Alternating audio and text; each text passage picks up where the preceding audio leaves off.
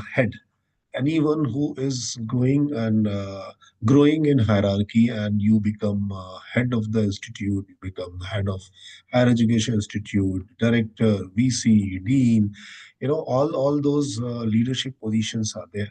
So some sort of management automatically comes along. That does not mean that you have to have a background of management. No, that is, management is nothing but a common sense. Only thing is how best you can utilize the all available resources, and some sort of novelty also comes into that, so that differentiate one leader to another leader. Same institution led by three different leaders, you will find their approach would have been different. That is because each of us have a different bent of mind. We think differently, we work differently. So these kind of things are inevitable, but some sort of management always comes with that. So to begin with, I'd like to recite this very famous Guru Devo Maheshwara. Guru Sakshat Param Brahma Tasmai Shri. Uh, every one of us has a very important role of our gurus. Guru does not mean only a person who teaches you. Guru can be anyone through whom we have learned something. In our life, we meet several people. They may not be your acquaintance also. You may meet them only once or twice, but still, there may be many things which you can learn from them. So anyone who has given us a light, who has given us some sort of learnings, I bow down to all those. And with that, I start the session. So now, what the difference between governance and management? Now, the two terms we generally talk about. I would request if somebody from the participant would like to try. When we said this is governance, this is management. What is the difference? Anyone? I would welcome any one of you if you would like to share your thoughts on that. I think if it's interactive, it's better rather one-way communication. Would somebody like to throw light on governance versus management?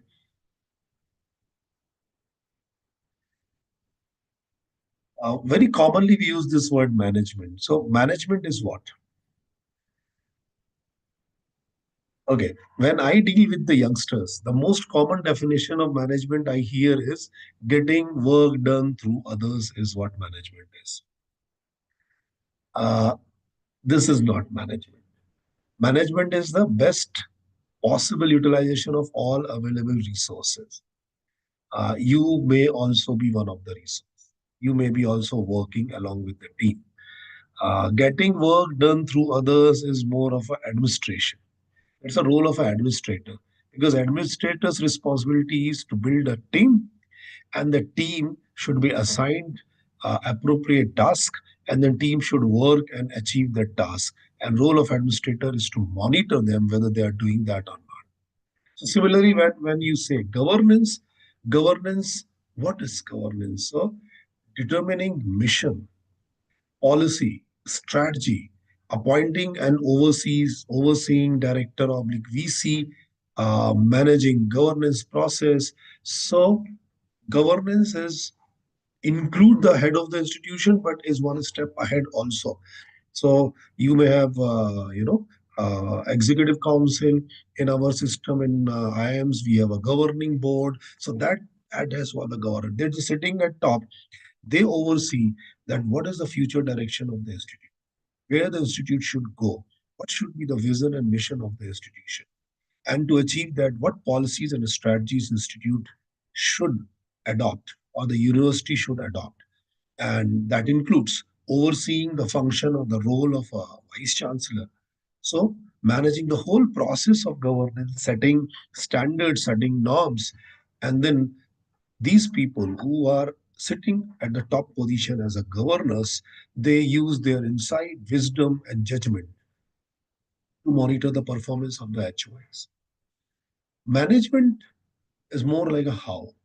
That means how you develop or deliver the policies, how you develop and deliver a strategy. So governance role is to think and give you the task. Management task is to implement that and how you implement that. how you involve your faculty members, how you involve your staff, how you involve your supporting staff, non-teaching staff, that they are part of your governing system, part of your governing process.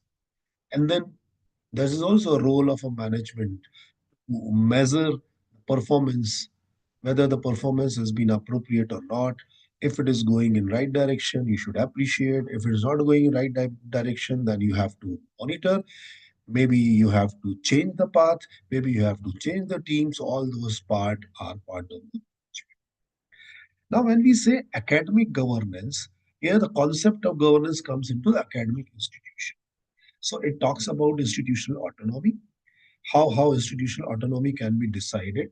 See, responsibility and authority together, if not given, there is no point in shifting the responsibility. Many times you might have seen a situation where you are made responsible for many things, but then you don't have any authority to execute that. If you don't have authority, then people will not listen to you. And then responsibility delegated will not be fully utilized. So, what should be the structure and how the autonomy should flow in system? Where autonomy is required, where autonomy is not required, that all has to be thought of in academic governance process. Similarly, another important thing is the funding. Uh, that is also very important. Uh, as a professor, as a teacher, we generally say money is just a means, but it's a very important means. If you don't have the adequate funding, then executing the task may be a difficult. So proper planning of the funds, how much you would be requiring and from where you would be arranging it, that's also very, very important. And then the quality assessment. Every university have this quality assessment team, and every institution has that team. But is it only on paper? Majority of the institutions, when I visit as part of the team, whether NBA or any other accreditations, you know, not very, I'm not feeling good to say, but in majority of the institutions, it looks like it is taken just as an exercise. On paper, things have been done. On ground, it is zero. You know why? Because only the team which is responsible for accreditation, your IQAC team, only they work. Primarily, they design. Their participation from the grassroots level generally is missing. And when we go and check with the faculty members, with the non-teaching staff, they have no clue. Whatever is written in the report, majority of the things they don't even know. So it's not only assessment on paper, qualitative assessment is required, and further the participation from every level is needed. Now, how well you do that, better would be the foundation, and easier would be to achieve further uh, quality in due course of time. So, institutional governance structure has to be clear. You want autonomy, you want a controlled system, or sometimes it's a system which is called like Republic of Scholars model means you want all kinds of autonomy, but you don't want to take any kind of responsibility. That is also not right. We want to improve the system, then we have to participate and uh, uh, improving the system. See, हम बदलेंगे तो जग बदलेगा. That is an old saying of Gayatri Parvar, and I individually believe in that. Preaching, teaching is easy. Asking everyone else to change is easy, but changing yourself is the most difficult task. I think if individually we start thinking and we start changing, automatically system would be on right path. But as I said, easy to hear, very difficult to implement. Problem is we have not a habit of listening that I am doing wrong. If somebody is telling me that, whatever you are doing, the thing can be changed, we think whatever we are doing is the best. Changing mindset and making someone else that, you can do better is the most difficult task. You may assess from outside, but the person to whom you are telling, he or she should also understand. And that is only possible when we are flexible in our approach and we are willing to change ourselves. Otherwise, nothing will happen. And then the institutional leadership, yes. One good leader, one not so good leader, one bad leader can make an institute, can run the institute, can break the institute. Many examples in corporate world, many examples in education system where one person has changed the fate of the institution or organization, and because of one person institute stalled the growth, and maybe back 5 years back, 8 years back because of that. So who is the academic institution head? Who is sitting in the leadership position? Who are the part of the leadership team? How they are chosen, and how committed they are? That also makes a difference. And a good governance system, the structure should be that the people who are worthy enough should come forward. Again, as I said, it is easy to say. Sitting here, I'm telling this is very easy, but developing that kind of a team, finding that kind of self-motivated people, selflessly working for the system, and having equity in their approach. Many times you have a good leader, but then many leaders are biased. They're biased towards some of the people whom they think they are own. I don't mind people are biased to those who work for the institution. That is okay, because those who are serving for the institution, if the leader is biased towards them, I think it's fair, because you need to get the work done, and your institution should be on the growth path with the help of those. But when you're biased because of your acquaintance, because of your language, because of your regionality, because of your religion, because of your caste, that is something what is not required in any of the system. So institutional leadership should have a equity and fairness when they are discharging their duties and taking decisions and making policy. Now, when you talk about the different roles a institutional leader play, it's a multifarious, Bahu-ayami Pratibha. Similarly, here you need a person sitting at the leader's role. It's variety of roles he or she needs to play. So he works as a psychologist also, because he need to understand the psyche of the people and finding out the right people for the job. He is a teacher also. He's telling the way, telling the path to the youngsters. He's a philosopher, because he need to design the philosophy of the institute. Facilities manager, because you need to provide those facilities. Sometimes police officer also, you have to take certain punitive actions, certain those kind of actions also. At the same time, you are a diplomat, how to handle with whom when you're dealing with the unions, whether labor unions or unions of faculty members or unions of students, and dealing with government officials, ministers, and you have to be diplomat also. How well you put forward your point and convince others. That's also a quality of a leader, or a role of a leader.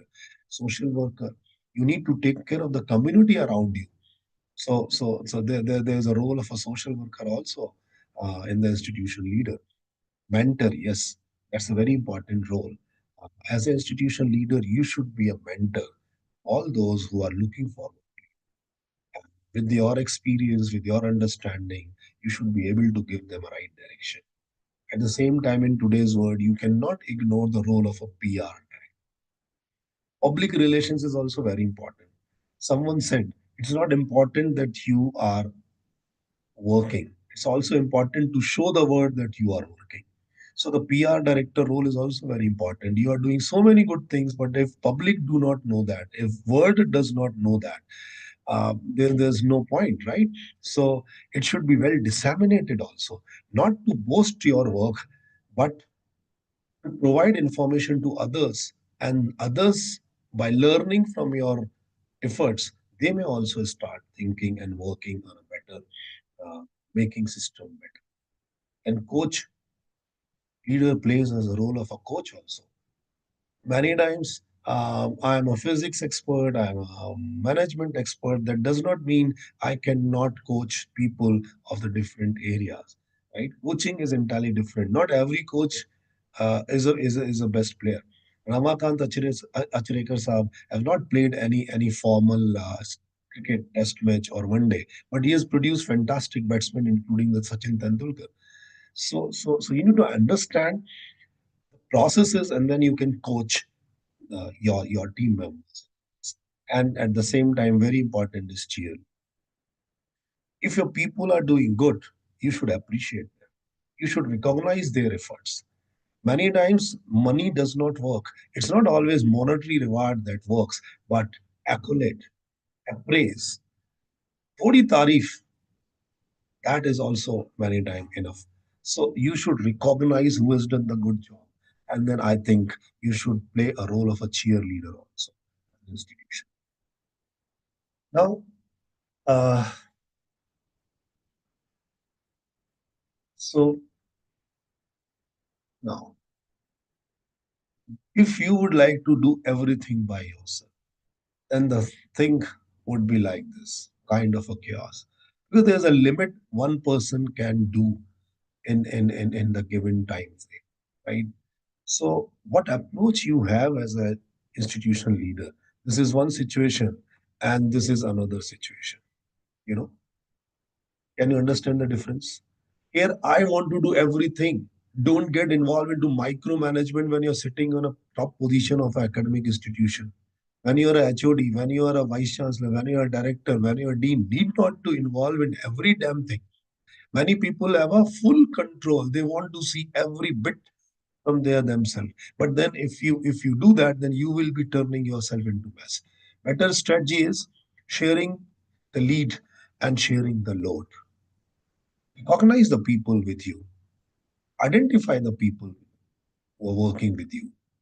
Share the load with them and also share the lead with them. Means help them, tell them the ways things should be done and distribute your load and give them a relevant position, give them a relevant designation so that they also feel empowered. They also feel that, yes, I also have some authority. And again, I would like to repeat, not make them responsible, but also give them autonomy, means give them appropriate authority also. They should be able to discharge. Again, if you're saying responsibility I've shared because you said if I should share, so share the lead also. Responsibility share कर रहे हो, अपनी authority भी share करिए. Give them some powers also so that they can discharge, they can think, and they can use their wisdom to take the decisions. Who is a good leader? I was lucky to work with some of the fantastic leaders. Earlier, I was working with Gautam Buddha University. My vice chancellor was a founder vice chancellor of the university, state university. What a fantastic leader he was. He will identify the people, give the task, right, and university level task. And I myself have witnessed once where the things went wrong. सब कुछ गड़बड़ हो गया. You know what he did? In front of everyone, he owed it to himself. He says, "This is my fault, and I apologize. And next time, I'll try that things should not go that way." And whenever there's a good thing happening, results are coming good, he will never take credit. He will always put someone in front. This person has done that. This person has done that. So the role of a leader is a facilitator, a solid base. गलत हुआ तो मेरा, अच्छा हुआ तो मेरी team ने किया. If you have that kind of approach, then people associate with you, and then people would like to work for you. Generally, what happens? अच्छा हुआ तो मैंने कराया. I was the leader. And I asked them to do that so they could perform. और गड़बड़ हो गया, he was the person who is the culprit. He has not done right. If you do this and you are an academic leader, boss, people may give you respect till you are on a seat, till you are on a position. So there is a demand respect and there is a command respect. Demand respect is that comes with the authority, that comes with the position. So I am the VC, I am the director. So you need to listen to me. Whatever I say, you have to follow, and you have to bow down to me because I am the decision maker. Yes, you can do so, but people will listen only till you are in a position. Command respect is your work style should be such that even when you leave the position, people should look forward to you and they still give you the respect. And that's only possible when you have this kind of attitude, when you recognize the efforts of the team, when you praise your team, when the credit should be given to the team, and whenever any fault is happening, you are a rock solid wall to face all the criticism. Yes, I have done this. This is my team. I was the leader. If anything has gone wrong, it's I am responsible. Tell me. If you have these guts, then the quality of leadership you will provide in institution is entirely different than the persons who just find the fault in others. So how you do that? You do that by engaging the right people in the right way in your institute. You can make a big difference to its success. So you have to have a very keen eye. Who is good in what? Identify those people, and then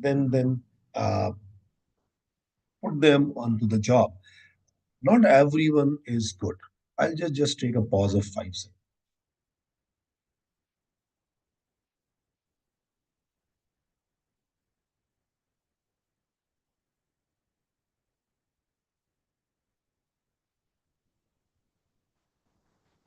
Sorry. So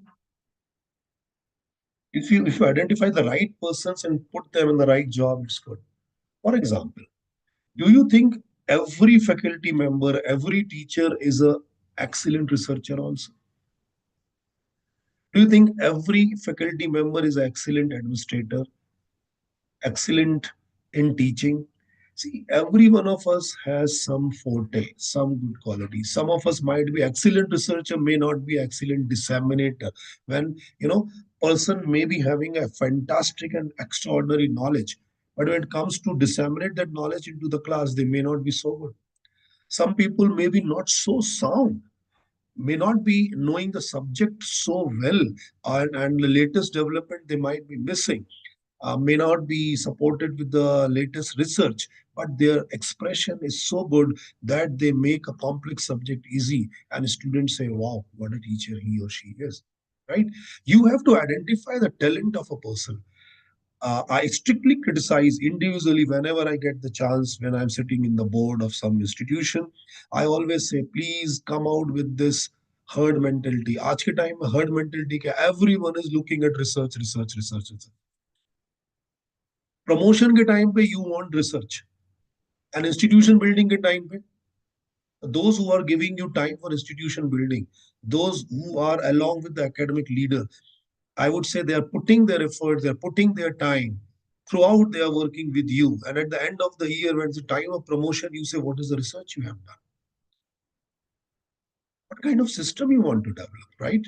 So identify the people and put them on the right kind of a job where they feel happy. Researchers को research के लिए लगाइए, teachers को teaching के लिए लगाइए, institution builders को institution building के लिए लगाइए, and see how your institute grow.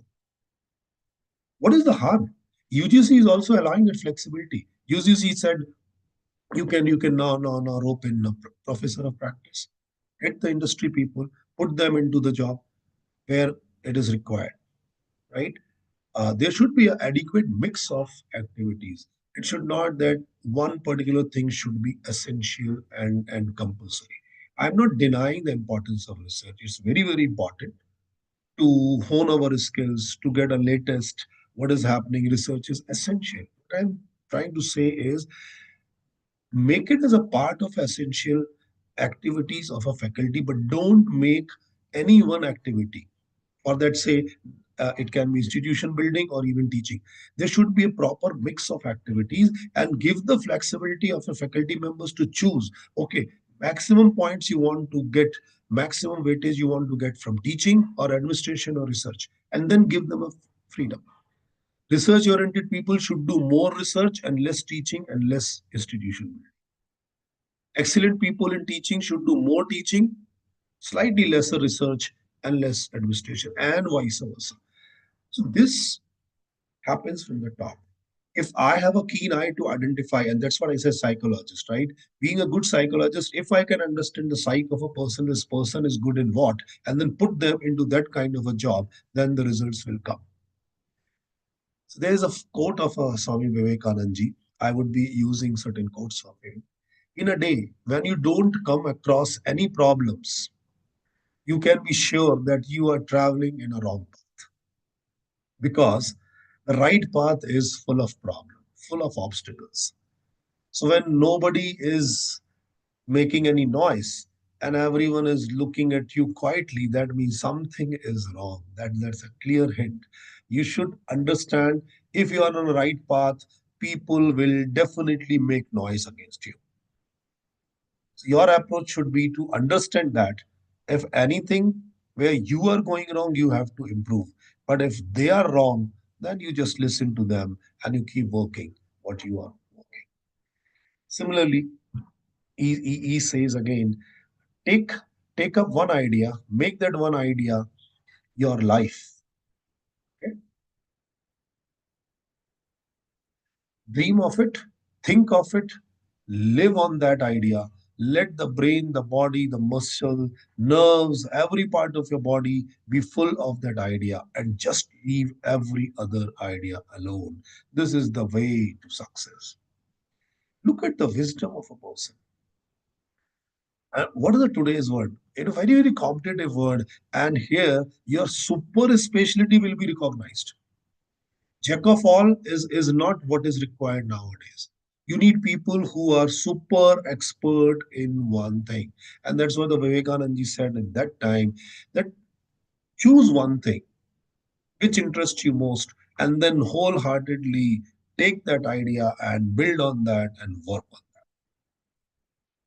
So we call it focus.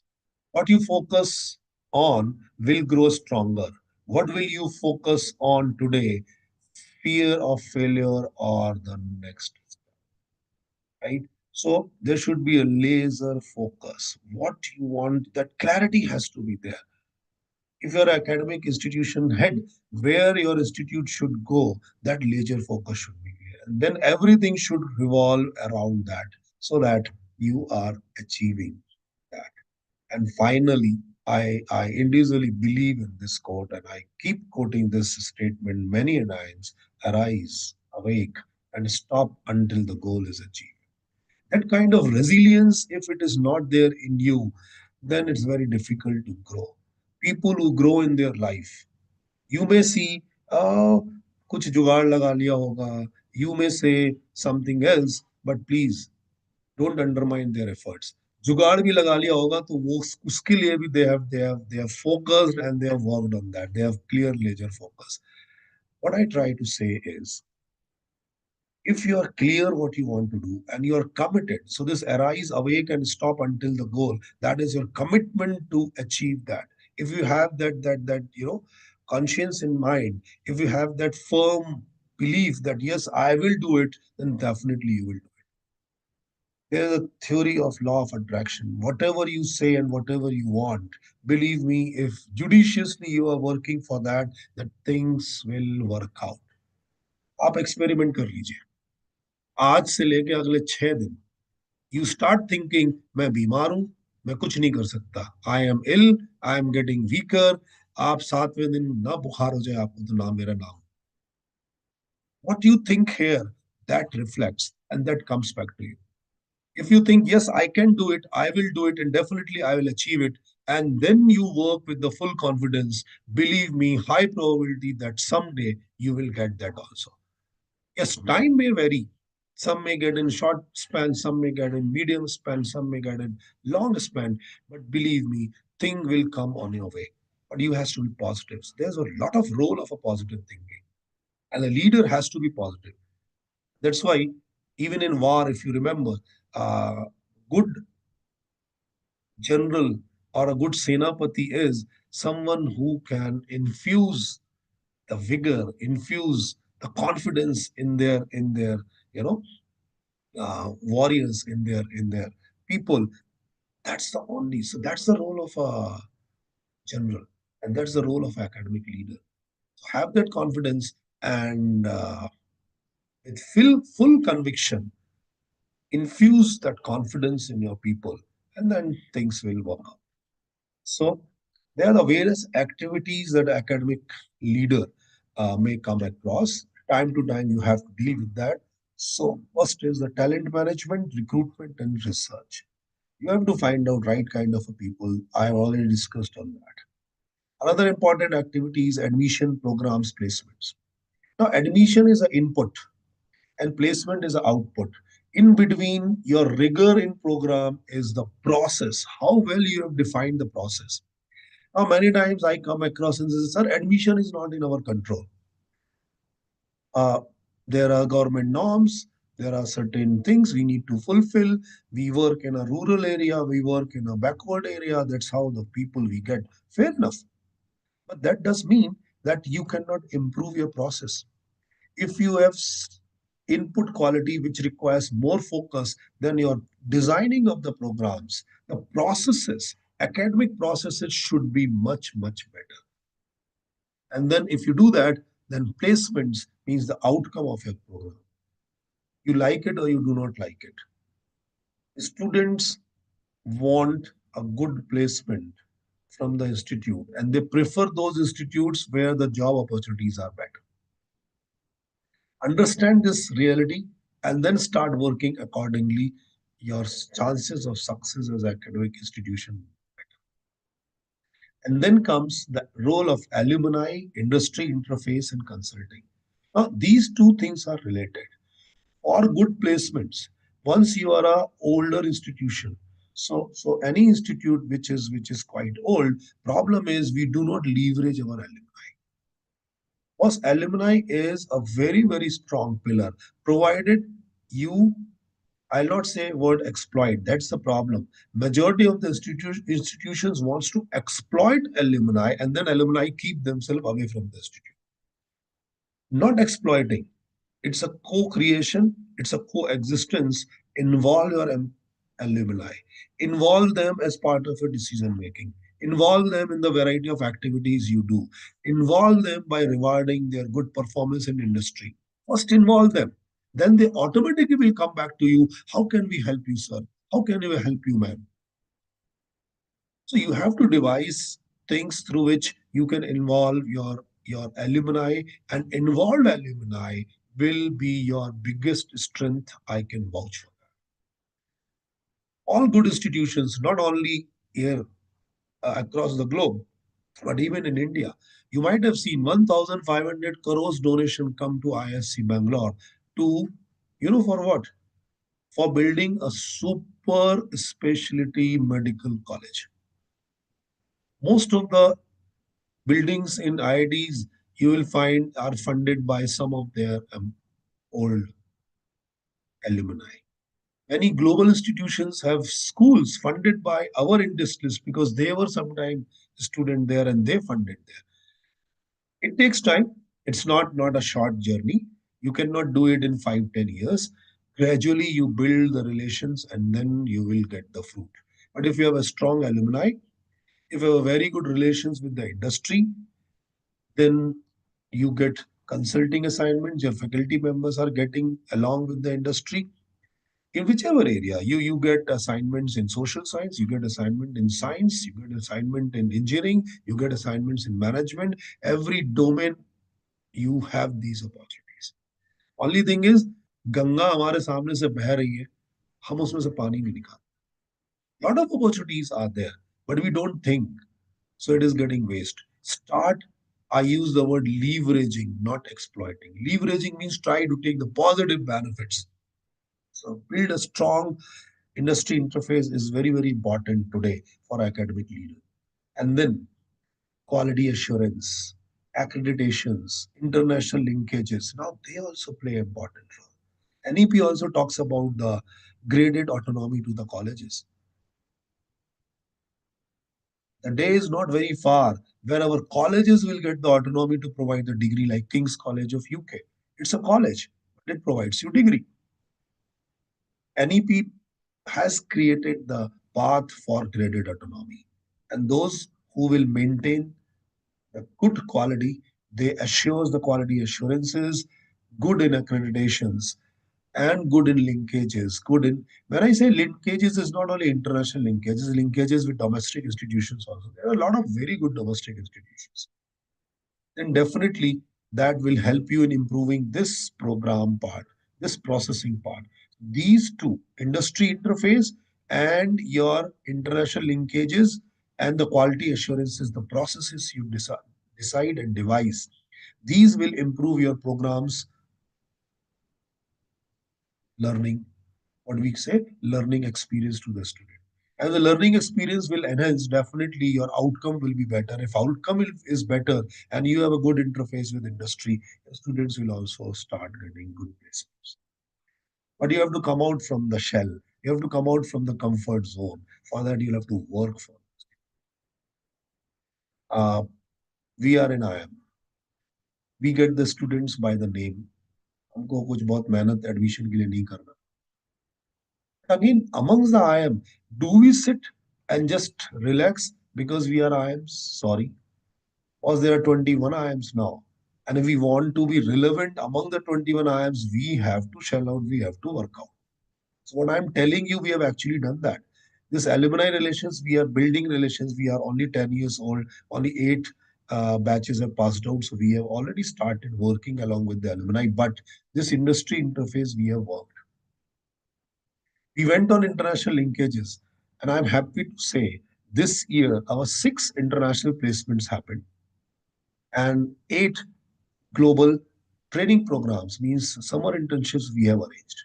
First time we tried, we moved out, we went, met with the companies and people, and the result has come up. Our next year target is at least 15 international placements and 20 international summer internships.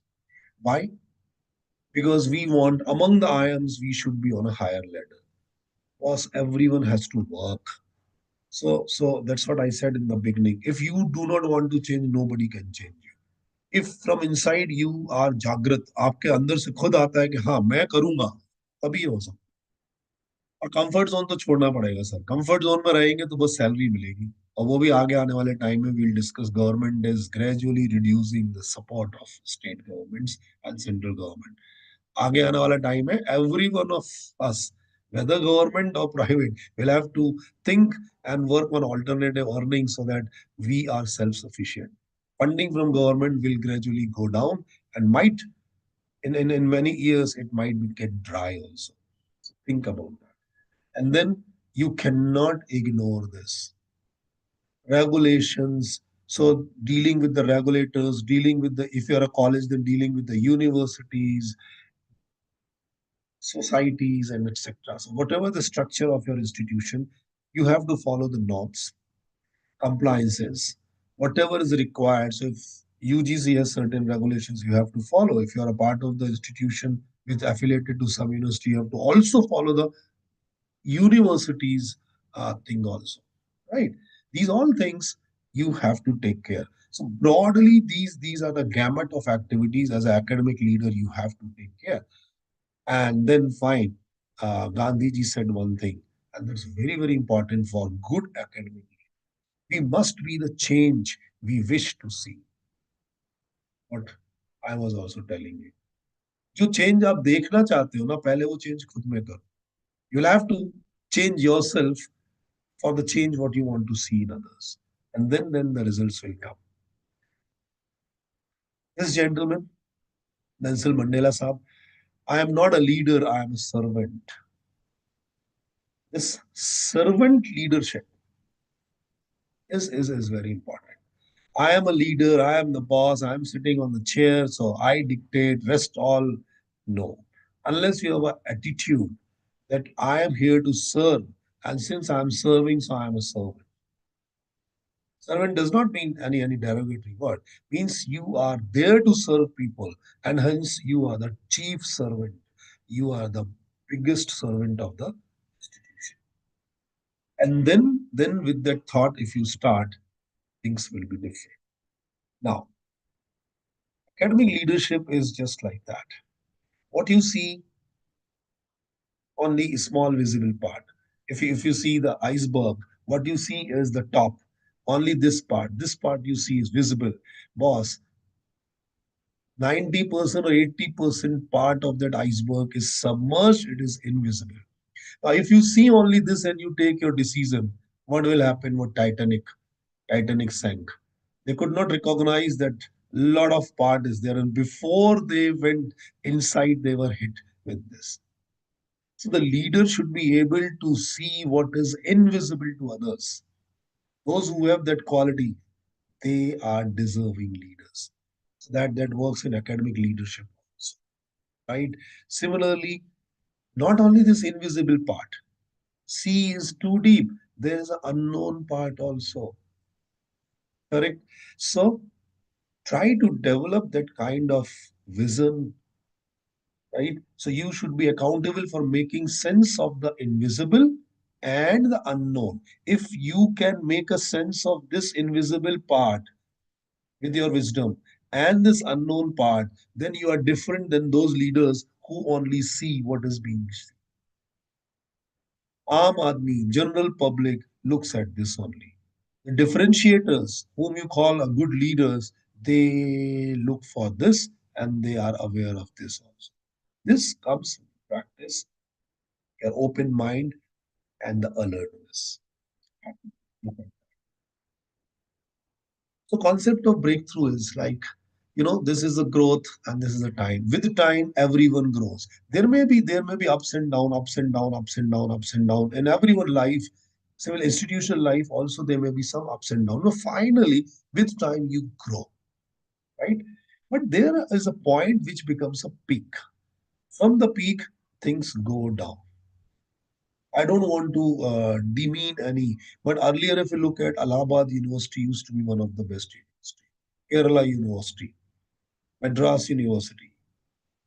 Some universities are still great universities, but now you find many better universities have come up. So to become relevant in the system, that's a role of academic leadership. When you think you are at a peak, another push is required. Now, if you do not give that push, you think I am only a postmaster, I am there only to run a great system. I become vice chancellor of BHU, and then I say, what a fantastic, great institution. What I will contribute, everything is already there. If you have that bent, that mindset, then your university graduate will start going down. But if you are a visionary, always there are so many things to do in system which you think is already a mature system. You'll find a lot of ways to do that. Sometimes you don't find some new things, but you can change the way things can be done, and that also makes a lot of difference, right? So not necessarily you are always doing the new things, but you can change the way things are being done, and that improves the efficiency, that improves the quality, and then this new push is required. So you should be able to see the moment you reach at this place, you have to change your strategy. You cannot continue with the same strategy. You have to think differently and then give a new push so that from this point, instead of going down, you start going up again. That should be the approach. It's a concept of breakthrough. You have to find this inflection point. This is very important. And good leaders identify that and they change the way systems are. So, uh, quickly, we see the key dimensions of academic leadership. So, academic excellence, administrative efficiency, strategic vision, stakeholders management. These are the important thing in terms of designing the system. But stakeholder management is very important. Your students, parents of the students, society, regulators, your staff, non-teaching, teaching, everyone plays, and your students, all are your stakeholders. This stakeholder management is the most important and the most challenging task. These all are designing, right? You, with the help of some good people, you can design, what should be the academic excellence, how we can improve the administrative efficiency. You can get a lot of suggestions. What should be the vision? You can take help of some of the visionary leaders and they can suggest and they can guide you. But boss, this has to be done by you because this is day-to-day activity. Nobody is going to there to help you and handhold you forever. This you have to learn and you have to do. Those who are good in managing people, all stakeholders, take along all the growth of the institution. And then in today's world, digital transformation, again, you like or you do not like. But if you're not adopting to digital transformation, believe me, you will be kicked out in next 5 to 10 years. Nobody will come to you. So digital transformation is by default, you have to accept it. Otherwise, you will not be relevant. And then social impact. What social impact you are creating? The society in which you are working, the nearby places, you should be creating an impact. People should say that this institute has made change in our life. For one example, I was earlier, before joining IIM Nagpur, I was with IIM Trichy. There we started one project called MAD, Make a Difference. We have a trimester system, means in 1 year we have 3 trimesters, 4 months, 4 months, 4 months. So students were given a project. You know what? They have to go to the nearby villages and the nearby town and the immediate villages around the university. Identify some families, some people who are facing certain problems. They may be agriculture related, they may be artisans, they may be like textile workers, whatever. Identify and then help them with your understanding of the subject and the technology, make them aware, train them, and believe me, majority of the feedback from the people nearby villages and the towns was that it has actually made a difference in our life. In many of the cases, the family income has improved 200 times to 300 times in just 1 year. एक साल में उनकी income double से triple हुई. Many places they were not able to sell their products. Our students connected them with Amazon and other things. बहुत सारे viewers थे, वो अपना हैंडीक्राफ्ट लोकल लोगों को देते थे और वो उनको कुछ भी नहीं पे करते थे. They used to pay them very very small amount. We connected them with the societies, government bodies like government के जो हैंडलूम डिपार्टमेंट्स हैं, उनके साथ कनेक्ट कराया. They started getting 5 to 6 times price what they were getting directly from the middle. I'm giving just one small example. Universities do organize these NSS camps and so many other things. So this is also important part. You cannot ignore the society. And if institution is successful in creating the impact, positive impact, it is always desirable and then people look for these institutions and the leaders who facilitate that. Now, certain strategies for an effective academic leader. Once you are here as an academic leader or you are eyeing to become an academic leader, there can be few things which may help you. Like, first is the building a strong academic culture. Now, how can you build a strong academic culture? By promoting a research excellence, fostering innovation in teaching. Now, teaching pedagogy is also very important. That rote based learning का रटना है traditional system, बस मैं आऊंगा किताब खोलूंगा note लिखवाऊंगा चला जाऊंगा. If that is the way we are still teaching, we need to think. Well, lots of innovative teaching pedagogies are available. Why don't we use them? Simulations are there, videos are there, lots of interviews are there, blogs are there. You can imbibe them in your teaching and give them exposure to the students. Similarly, creating mentorship programs, being an academic head, can you provide mentorship to the new joinees, young professors, young teachers? Establishing faculty development initiative. Now, development is a continuous process. What I was teaching when I started teaching 25 years back and what I'm teaching today, there's a hell lot of a difference. If I see what I was teaching then, I really laugh. Oh my God, this was I was teaching. What I'm teaching now. Continuous updation development is needed. मैं finance area में हूँ sir. अब आज के time technology का intervention आ गया. अब मैं फिनटेक नहीं पढ़ाऊँ, मैं फाइनेंशियल टेक्नोलॉजी नहीं पढ़ाऊँ, बच्चों को एल्गो नहीं पढ़ाऊँ, एल्गो ट्रेडिंग नहीं पढ़ाऊँ. पहले तो मुझे समझना पड़ेगा ना. So for that, you have to create a system where development initiatives are there and you provide enough opportunities to your faculty members and other staff members so that they also upgrade with the changing things. Then this is because primarily we are academic institutions, so academic culture is prime and foremost. But academic culture you cannot build without the help of the administration. So second important pillar, equally important, is the administrative excellence. Transparent decision-making processes, fair processes, no biased approach, data-driven planning. You should support your decisions with the past data. There should be a reasoning, there should be a logic behind it. Efficient resource allocation, not unnecessary wastage of things. Quality assurance mechanism. How will you ensure that the quality is being maintained? All that. Every line is a very small line, but when you practice, it requires a lot of involvement, thinking process, and innovative ways to efficient resources. Where it's You might have seen जहाँ जरूरत नहीं है वहां पे तो नया नया TV भी लग गया, सब कुछ आ गया। जहाँ मेंटेनेंस वॉशरूम खराब हो रहे हैं वहां गंदे पड़े, उसकी सफाई नहीं हो रही। रिसोर्सेस को adequately distributed so that everything gets its own due. And strategies for effective academic leadership. Third part is stakeholder management. So you create a good academic environment, academic culture. You create a good administrative environment by providing excellence in administration. And third, as I said, the stakeholders management. How do you engage your students positively? Students come with a lot of vibrancy and the energy. You channelize them in the right direction, institute will reap the benefits. Otherwise, lots of hustle and bustle. Creating a good campus environment is also relations with your pass out students.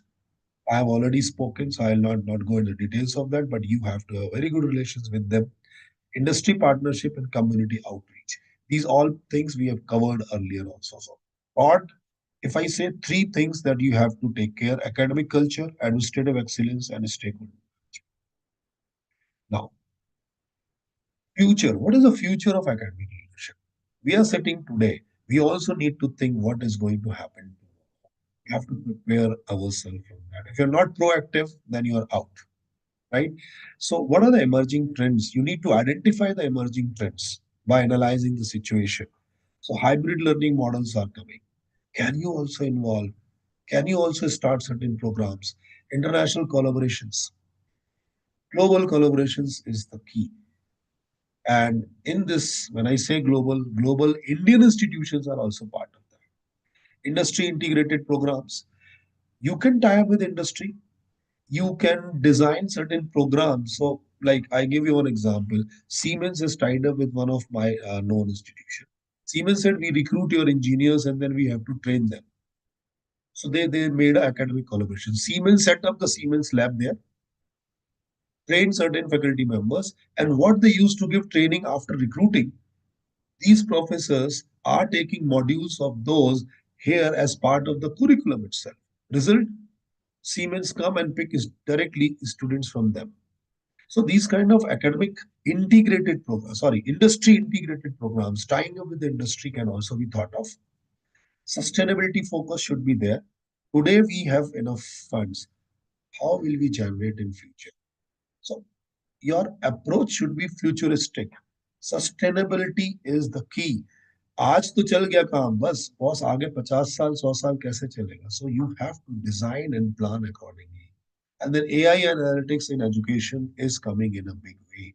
How you can use the power of artificial intelligence, how you can take the benefits of the big data analytics, predictive analytics, and you also use that. Industry does that. We should also.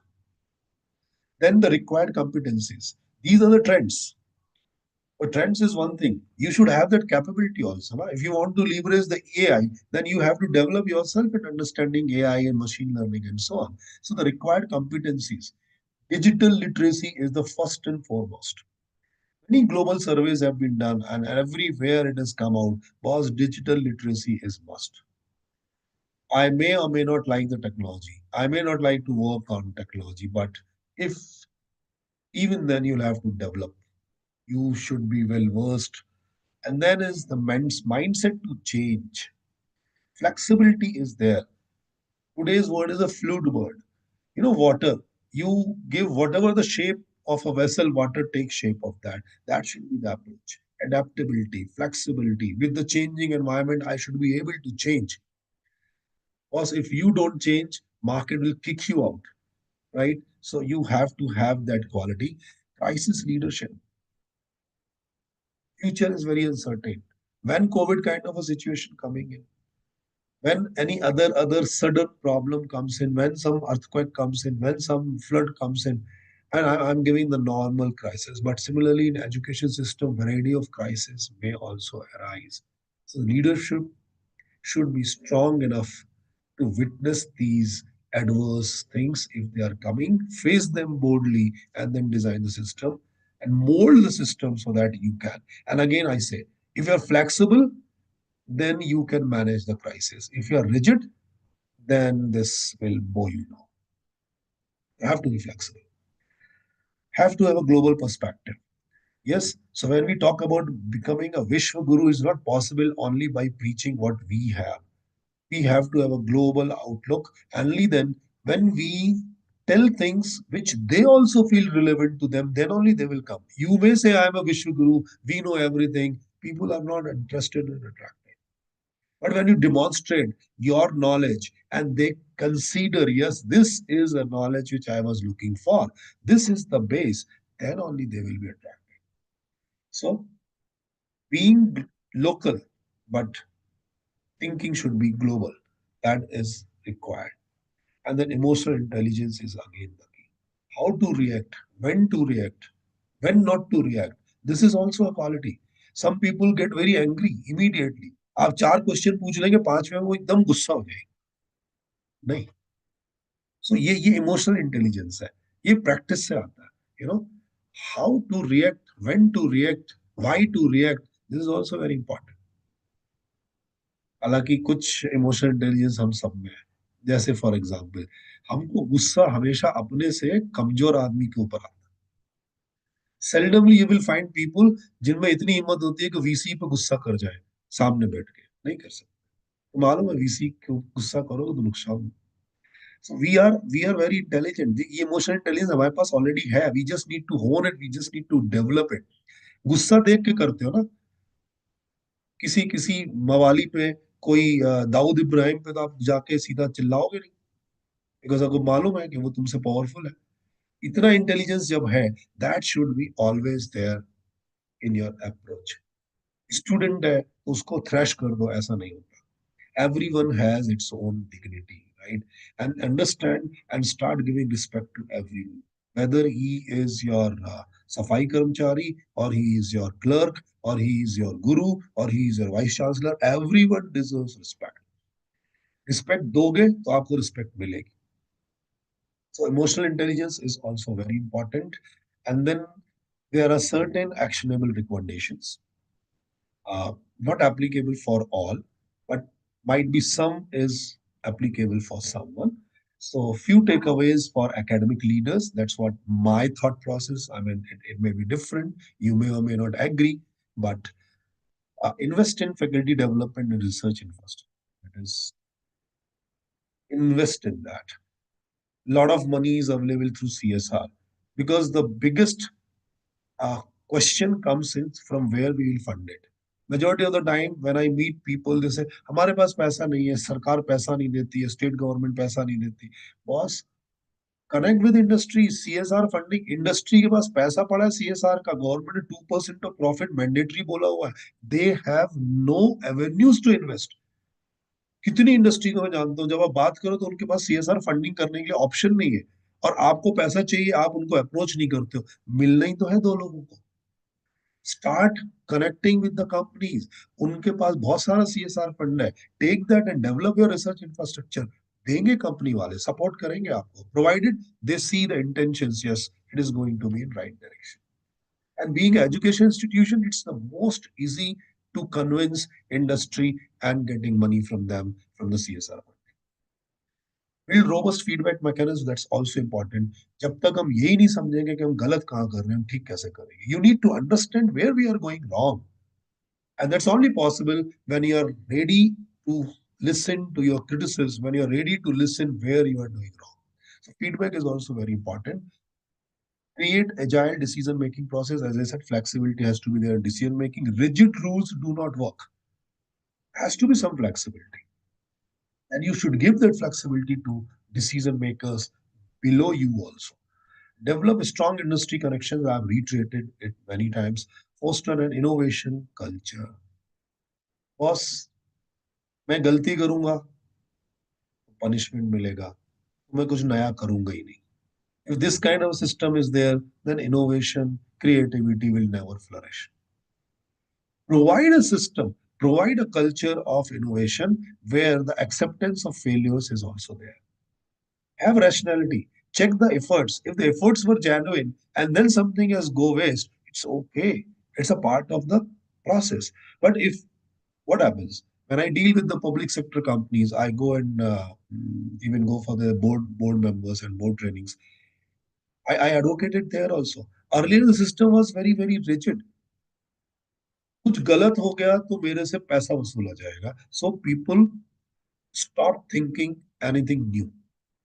But now, thanks to the policy changes are happening. Now, at top level, people recognize that, and gradually they have created a system. And look at the performance of public sector companies. What has happened in last 7, 8, 10 years? एक दिन में नहीं हुआ sir ये. I am witness to that. Gradually हुआ है. System में थोड़ा सा फ्लेक्सिबिलिटी लाया. अच्छा ठीक है, तुम नया सोचते हो, कुछ नया एक्सपेरिमेंट करना चाहते हो, करो. Your performance will not be judged on the failure and success of your efforts. Your performance will be judged on the genuinity of your efforts. If your efforts were genuine or result nahi aaya, koi baat. And this kind of a culture was adopted, then the growth of institutions have been done. Same we need to also think about that. Then the practical implementation tips. So practical है. Because things should be practical also, right? बड़ी बड़ी बातें बोल दो और कर नहीं सकते हो तो there's no benefit, there's no point in discussion. चांद तोड़ लाऊंगा, सितारे तोड़ लाऊंगा, जा ही नहीं सकते आसमान में तो कैसे तोड़ोगे. You have to think that. Start with small achievable changes.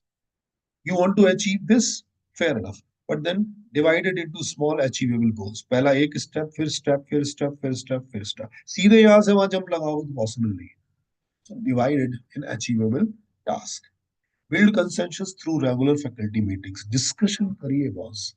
Consultative approach पे आइए. Create task force for specific challenges. Decide goals, challenges, make a team, separate team for separate work, and let them ponder their mind, let them think over that, and let them come out with a solution and then work on that. Implement regular review mechanism that is related to that feedback culture. Review mechanism होगा तो आपको feedback मिलेगा.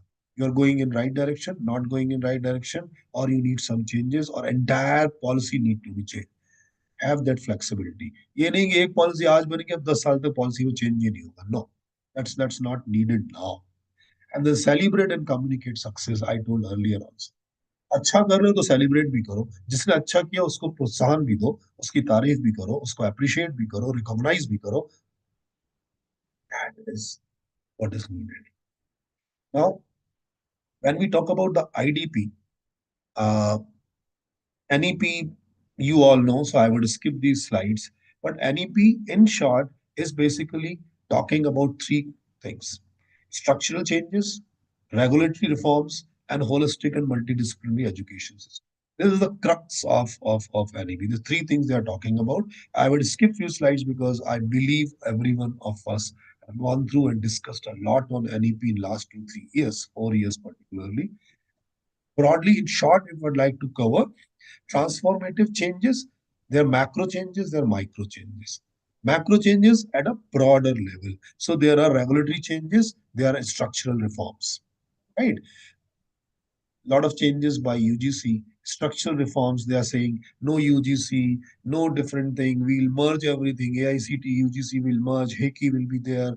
National Research Foundation will be there. So all funding agency will be merged. That's everything has not yet happened. They are working on it. Gradually it will happen. But these broad changes they are talking about.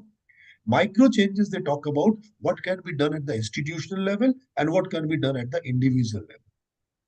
Institutional level पे क्या change हो सकते हैं? Individual level. So if you look at the macro structural changes and macro regulatory changes, these are certain macro reforms where they're talking about the multidisciplinary education, right? Uh, Creating a hub, knowledge hubs, setting up of a national research foundation, technology grid, etc., etc. Regulatory frameworks like forming of a HECI, regulatory councils, etc., etc. Micro level changes I give more importance because those are done by the policymakers. Micro level changes is they are in our hand. At an institutional level, when you are institutional head, you can think of these things. Faculty capacity building, holistic and multidisciplinary curriculum, networking, equity and access, building infrastructure. Individual level, That's what the most difficult thing I told, and I reiterating that mindset change is the biggest and most difficult.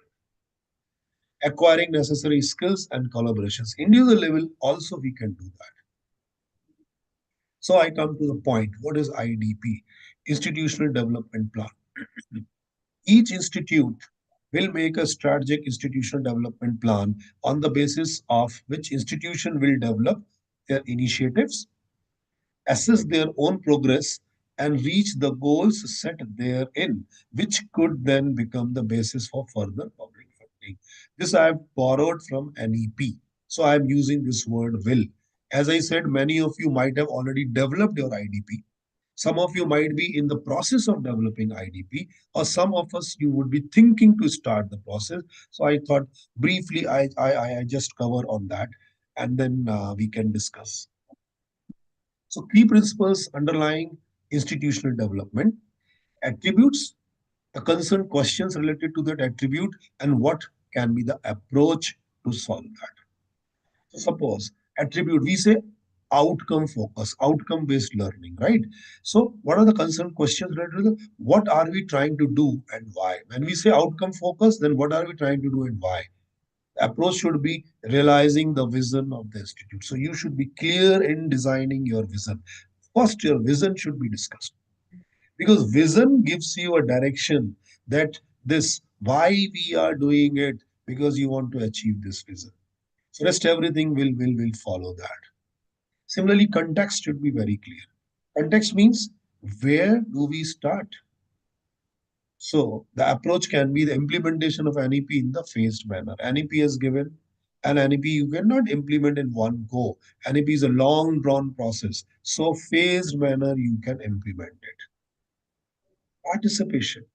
Whose participation? Who do we work with? All stakeholders. So it should be a stakeholders approach, not only dealing with teachers or students. All stakeholders, including society, alumni, industry, all will be part of that. Similarly, accountability. When will we know that we have accomplished the goals? Accountability, that commitment should be clear.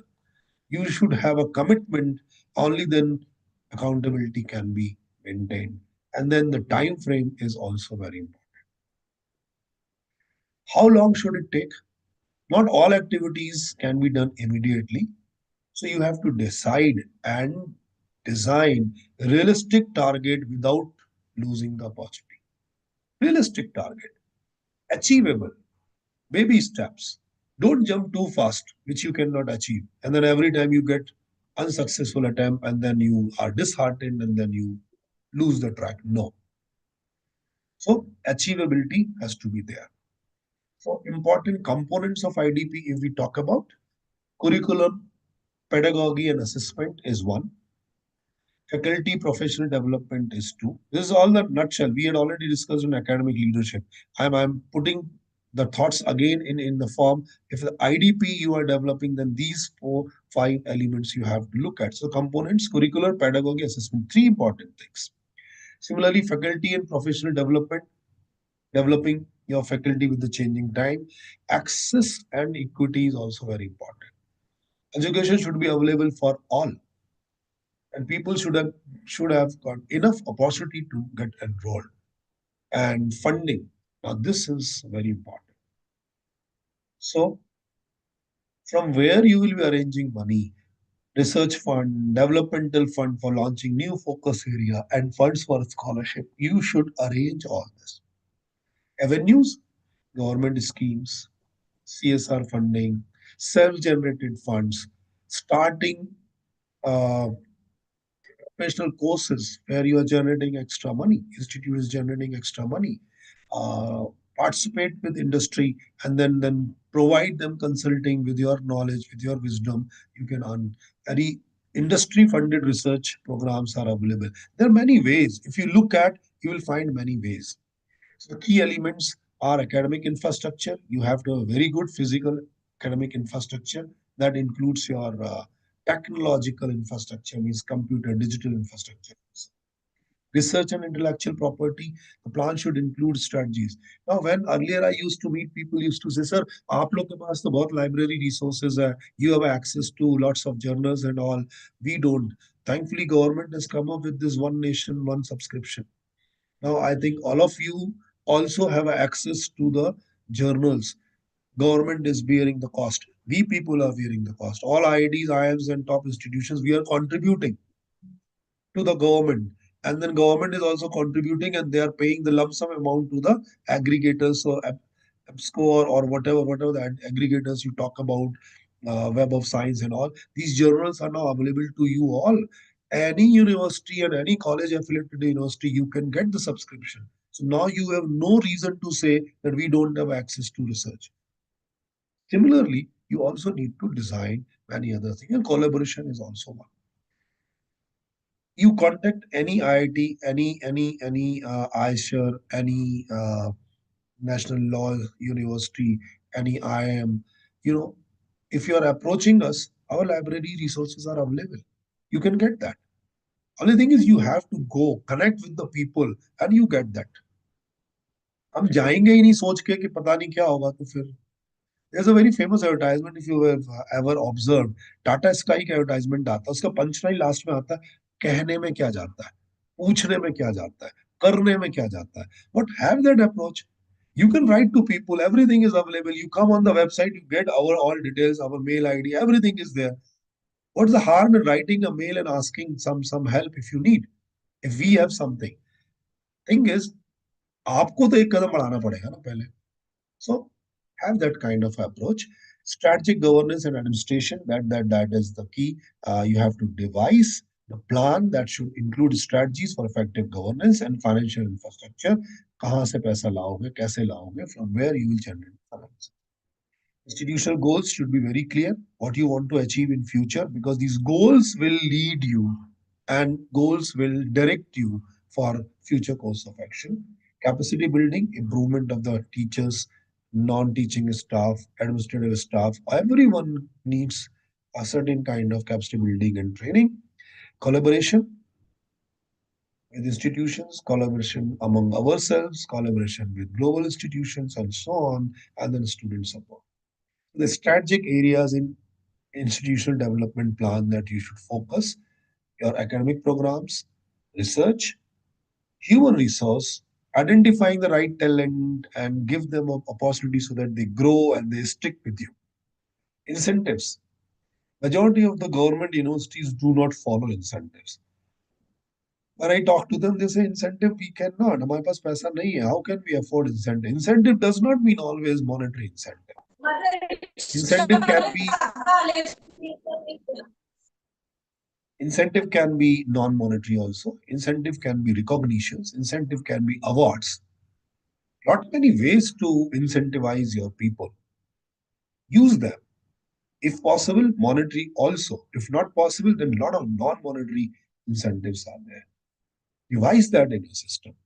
How many institutions have best teacher award, best researcher award? Institutes award. Only one certificate.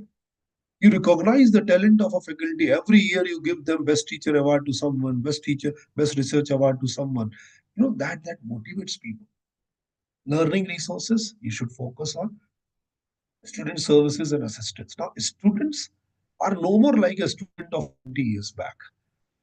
Their approach is also like a consumer, and they are the seekers of services. We don't like it. I also don't like it. But then we have to accept it. The mentality has changed.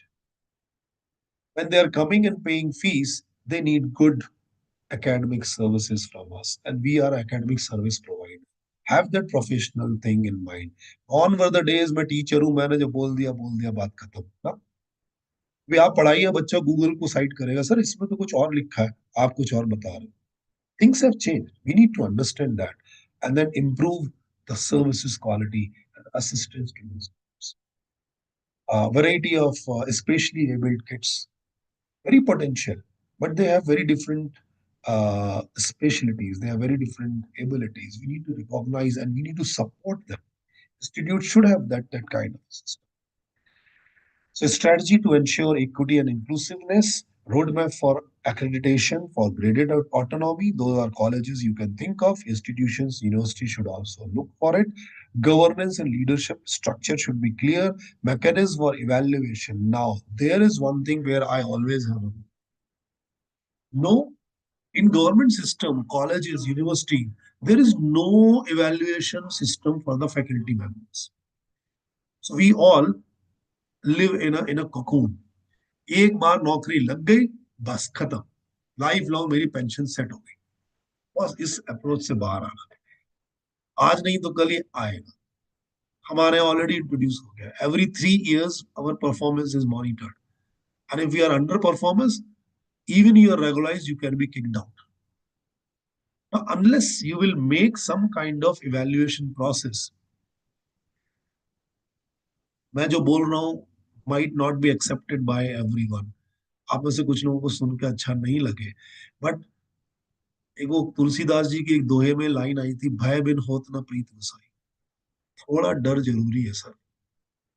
अगर अगर performance चाहिए तो वो थोड़ा डर भी रखना पड़ेगा सिस्टम में। सरकारी यूनिवर्सिटी और कॉलेजेस में वो डर नहीं है, इसीलिए मेजॉरिटी ऑफ द केसेस में वो डर नहीं है, तो परफॉर्मेंस में भी कुछ लोग हैं जो सेल्फ मोटिवेटेड वो करते हैं, कुछ को कराया जाता है बोल के पकड़ के, अदरवाइज हम कुछ नहीं करना चाहते। 4 घंटे आ गए हम तो बहुत बड़ी बात हो गई। हमारा अपना बिजनेस चल रहा है, इंस्टीट्यूट हमने सेकेंडरी इनकम का सोर्स बना रखा है। बस थिंक, इस तरीके से तो इंस्टीट्यूट नहीं चलेंगे। You have to devote time and there should be a performance measurement. Then financial planning, that also has to be done. So another thing is your SWOT analysis. Everyone should do your strength, weakness, opportunity, and challenges analysis. Means you have to identify the gap, and that is possible by doing the SWOT. You identify your strength, weakness, opportunities and challenges, and then try to find out, leverage your strengths, work on your weakness, overcome the challenges, and tap the opportunities. This approach has to be there, and IDP talks about it. If we all are working on it, definitely we all would be in a better path. And when you plan for IDP, there are few things, that setting objectives and specific targets with a timeline. So all your curricular, pedagogy, assessment, governance, research, they are the elements of IDP. Now, related to curricular, what are your short-term plans? What are your medium-term plan? What are your long-term plans? And for that, what resources you need? You have to identify that, right? And then consult with students, experts, and other stakeholders. Then how can you do that?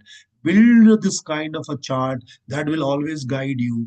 So what you want immediately in in short duration, moderate, medium term means 3 to 5 years, and long term means more than 5 years to 10 to 15 years. Develop that plan. It will always guide you and help you. And finally, this is the what I say, the gist of IDP. These are the various avenues on which the IDP should be developed and should be worked on. I'll say thank you from my side. Any queries, observations, suggestions, we can discuss. This is what I thought of as important as academic leader, and as an academic leader, that good institute development plan should also. Thank you so much for being a patient listener. All of you were here. I'm thankful. I would like to hear if someone has any observation or any query. Most welcome.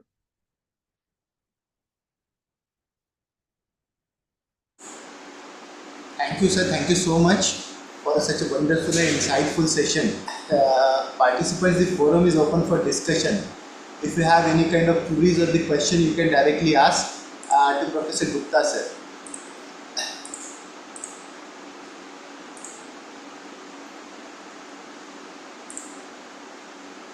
Yes. Anyone has any queries? Sir, one of question from the YouTube saying that what are the mechanism are in place to monitor and evaluate the implementation and strategies of this leadership quality as well as the leadership quality leadership qualities in view of NEP across the states or our institution. Repeat the question again, was too many things are coming up. Evaluation of what? Evaluation of leadership quality in terms of towards implementation of NEP 2020. See, everywhere evaluation process has to be there. How you evaluate your students' performance, how you evaluate your faculty performance, how you evaluate your institutional performance, for all you have to have a mechanism. For example, in our system, uh, every one of us give in the beginning of the year what we will do in this year. How many publications, how many courses, how many research funding. We give one plan. At the end of the year, then we compare what we have given and what we have achieved. Same is the process what is told in IDP. IDP says you set your own goals, you set your own standards. Only thing is at the end of the period, they will only evaluate as per that. What you set, what you have told, have you achieved it or not? So that's the basic philosophy of evaluation, right? And evaluation of one will not work. Evaluation of everything has to be done, including your processes also. Sir, one simple observation is also write down on the YouTube. What is your opinion with regards to that? Whenever as an institution or as a committee, when we are drafting or creating such kind of plans, so we are very much ambitious and the big goals we have set down in that plan. But what happened in the certain time after getting after going certain time, it is not it is not feasible to achieve that goals. In such case, what you can suggest, sir? So I showed in the slide and I told it achievable things, right? Think big, but then divide into small goals. And one by one, you achieve those small goals to reach the ultimate objective. Straight away from first to 10th step, you cannot jump. But the target is to go to the 10th step. So you have to devise what will be at ninth, what will be at 8th, 7th. Achievable, pragmatic targets you should set. I think towards the end, I was telling about that only. It was there in the slide also. Achievable targets you should decide. Talking big is fine. Being too ambitious is good. So that is your vision. What ultimately you want to achieve. But vision, you cannot straight away jump and reach to the vision. So there should be a path which is clearly charted out, and in path there should be clear steps that I'll do this, then I'll do this, then I will do this. That's why when I prepared that your short term, your moderate or medium term and long term, these are your steps. Immediately what you will do, then what will you do, then what will you do? You are absolutely right that we become ambitious, but then we have to be pragmatic also. Sir, one question in chat box also. How can faculty participates in and benefits from the board of governance and the academic council? See, that's why a good governance system is needed. A few things are top to down and few things are bottom to top. This is top to down. Your leader creates a kind of a system where the involvement of faculty member is there. Or, for example, though not possible for every system, in a small system it is. In our system, our academic council involves all faculty members. It is possible because we have very small system. So this your governance structure should create opportunity for the faculty members that somewhere or other. That's why if you remember, I said you create specific teams and different people should be there in the team so that majority of the people working in the system indirectly or directly are contributing towards the institute. One another question related to the student in the chat box, sir. Sir, is the teaching experience considered for MBA in IIMs A, B student question who got into teaching career and wish to enter in the administrative role of leadership after that? I'm not getting this question. What exactly you want to ask? You can What unmute. exactly You can unmute and ask. Sir, few students got teaching career after their MTech, and they are asking if this teaching experience is considered for admission into IIMs. No, admission into IIM even without experience is there, right?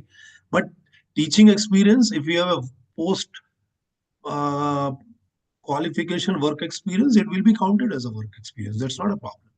Okay, sir. That was the question actually. Okay, fair enough. Fine. Thank you so much for your queries. Also, I have another meeting aligned. I will take your leave. And Yeah, thank yeah, you sir. so Yeah. much. Thank you so very much to be Thank present you, sir. and Nice part So, session. of the discussion. so only for just 1 minute, sir, we can conclude it. It's a privilege and it's a privilege and pleasure to propose a vote of thanks for the today's insightful session on this academic leadership and the governance delivered by none of other than Professor Prashant Gupta, sir. Sir, your session was a masterclass in vision, clarity, and the direction. You are not only depended our understanding of academic leadership but also shed the light of our critical framework of the governance. Sir, we are really thankful to you because we know that in spite of your busy schedule, you have provided thought-provoking and very insightful sessions. So, on behalf of all the organizers, I once again extend my sincere thanks for your gracious presence and precious time here. Thank you, sir. Thank you so much. Thank you so much. And my apologies. Earlier, I could not take session because of some medical emergencies. I had to No, cancel. no, no, sir. I'm very sorry for that, but it was not in my control. And thank you for giving me another chance. Thank Thank you. you, sir. Thank you so much, sir. And with the kind consent of Professor Gupta, sir, I would like to declare that this session will be over here and we will continue for the next session. Thank you so much, sir. Thank you so Okay, much. sir.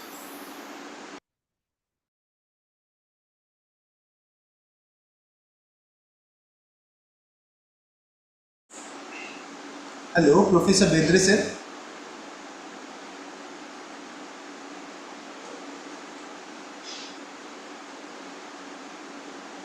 Bedre, sir, good afternoon, sir. Very good afternoon. Uh, so, if you Am I could. audible to you? Yeah, yeah, sir. Very much clear, sir. Very much clear. Okay. I think last session was concluded just few seconds ago. Yes, sir. Shall we continue or you need some break? Sir, if you could permit, we will take the break of 5 minutes only, sir. Okay, okay. As you like it. Huh? 4:40 we will start, sir. Yes, yes. No issue. No issue. Thank you, sir. Please. Thank you so much, sir. Hmm? Thank you so much.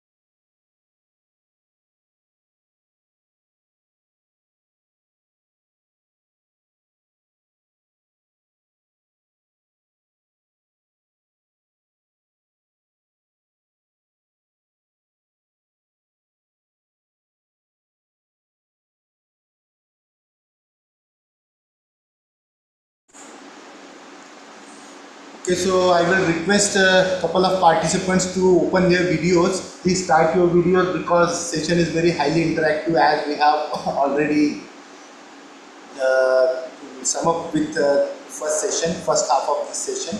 Now we are going for the another part of another half of this session. Hello, Professor Bedri sir.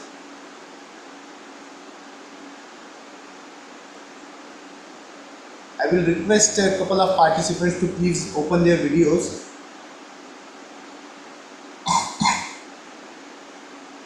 Hello, Bedri sir.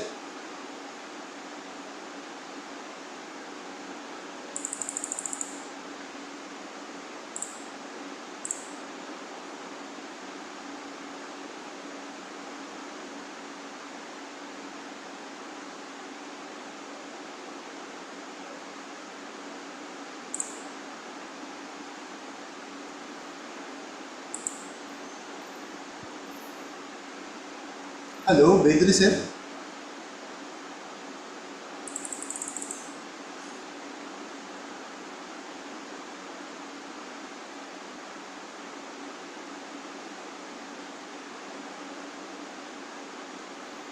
Yes, Sir, I'm shall here we? only. Yeah, sir. Shall we start, sir? If you could put it. Yes, please. Please. So, good afternoon, one and all, once again. As I have already told that the today's session has been split into the two different parts. First part we have almost completed, and now we are going for the another part of today's session. Friends, as in the inception of this program, I have already told that there are 10 different themes of, under this flagship program, and one of very important and the crucial theme is that higher education in the society. मराठीत म्हणायचं झालं तर या समाजाचं आपल्याला काहीतरी देणं लागतं तर therefore the higher education institute has very important and the crucial role towards the socio-economic development of our society. And today we are going to discuss this very much important concept that has been already inculcated in this flagship program with the help of one of senior and the eminent expert, Professor R.T. Bedre sir. Sir, I extend my warm welcome to you to this flagship program. Friends, Professor Bedre sir is at present serving as a professor and the director of this Malve Mission Teacher Training Center at Dr. Hari Singh Gaur Vishwavidyalaya at Central University situated in the Sagar, Madhya Pradesh.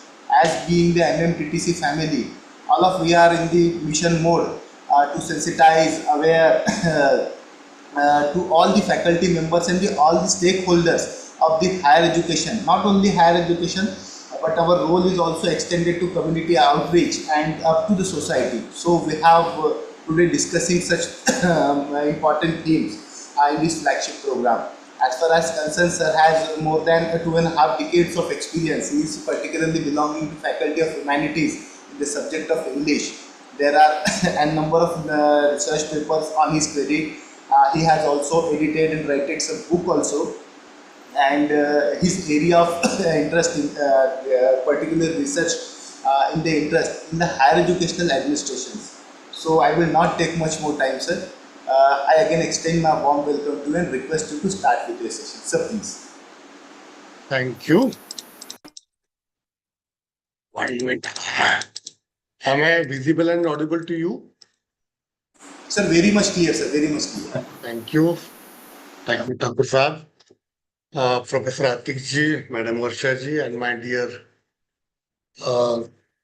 teacher friends who have joined this session here. Actually, I were to take the session yesterday, but due to some travel plan, I could not do that. And Professor Atik ji very readily agreed to my proposal, and today I am with you.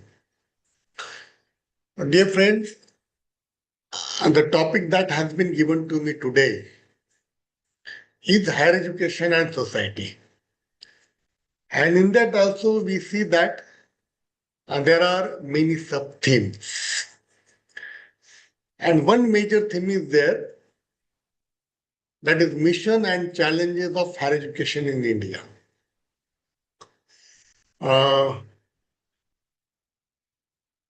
Thakur Saab, would you request some of you to keep your cameras on? Yeah, sir. Yeah. Participant, I will request all the participants, couple of participants, please open their cameras because I have already told you the session is very interactive, and without interaction it is not possible to conduct such kind of long sessions. So I will request each and everyone, please And, open your cameras. and I think my presentation is pinned, right? It's pinned, I think. Let that be. I will do it. 1 minute, 1 minute. Okay.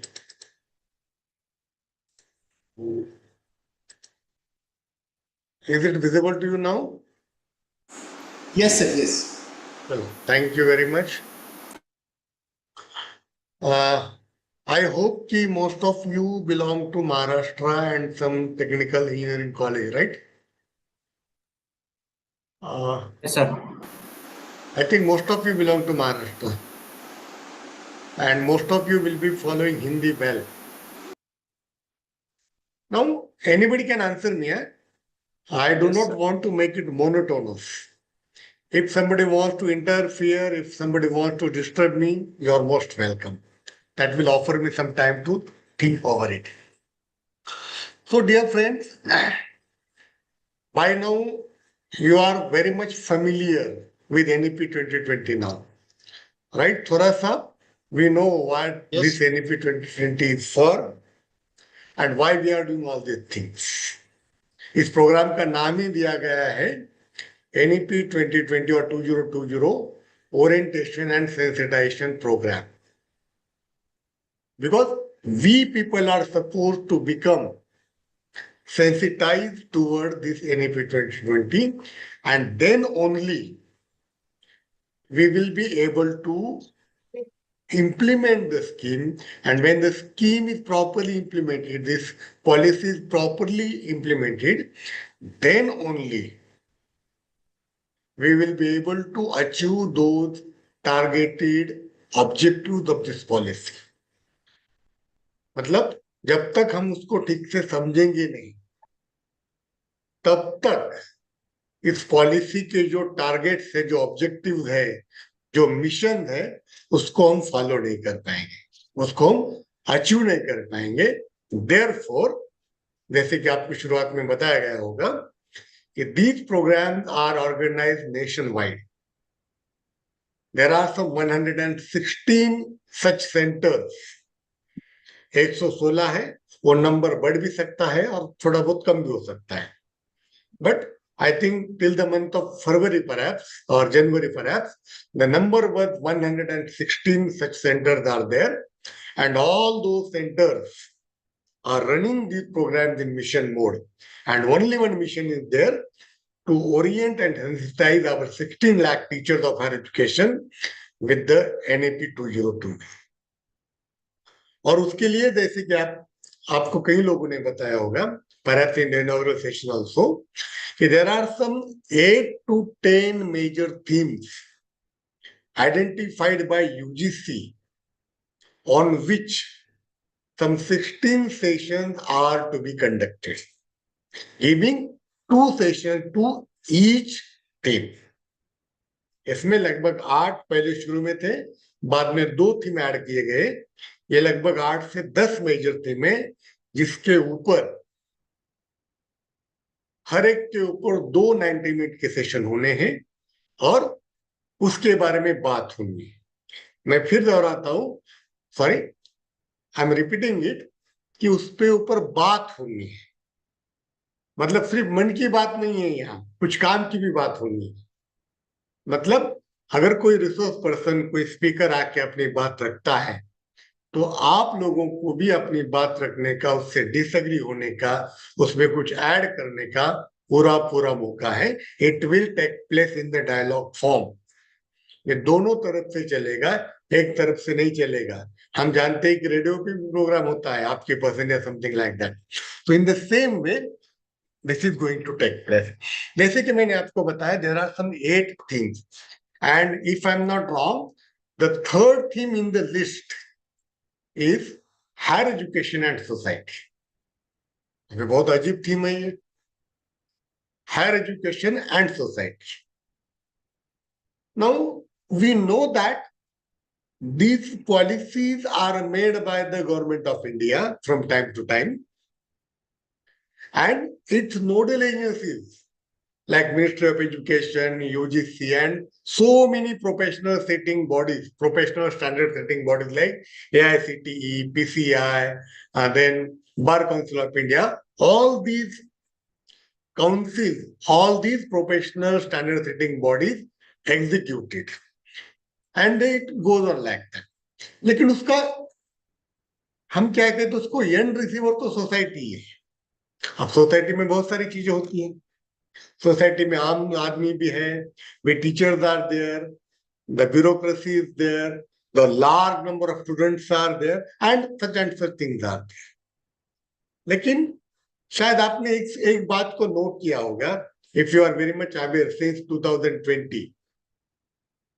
देखो, इससे पहले भी बहुत सारी policies आई, 3-4 policy जिसकी तरफ मैं इशारा आपको करूंगा. Let me just give you an idea. एक मिनट. ये is it visible to you sir? Pawan ji, is it visible to you? आप में से कोई भी at any point Yes, sir. हाँ, yes. Yes, sir. Pawan ji, these are the education commissions that we have had in free India. After 1947, these are the commissions that work for education in general and higher education in particular. ये है सारे.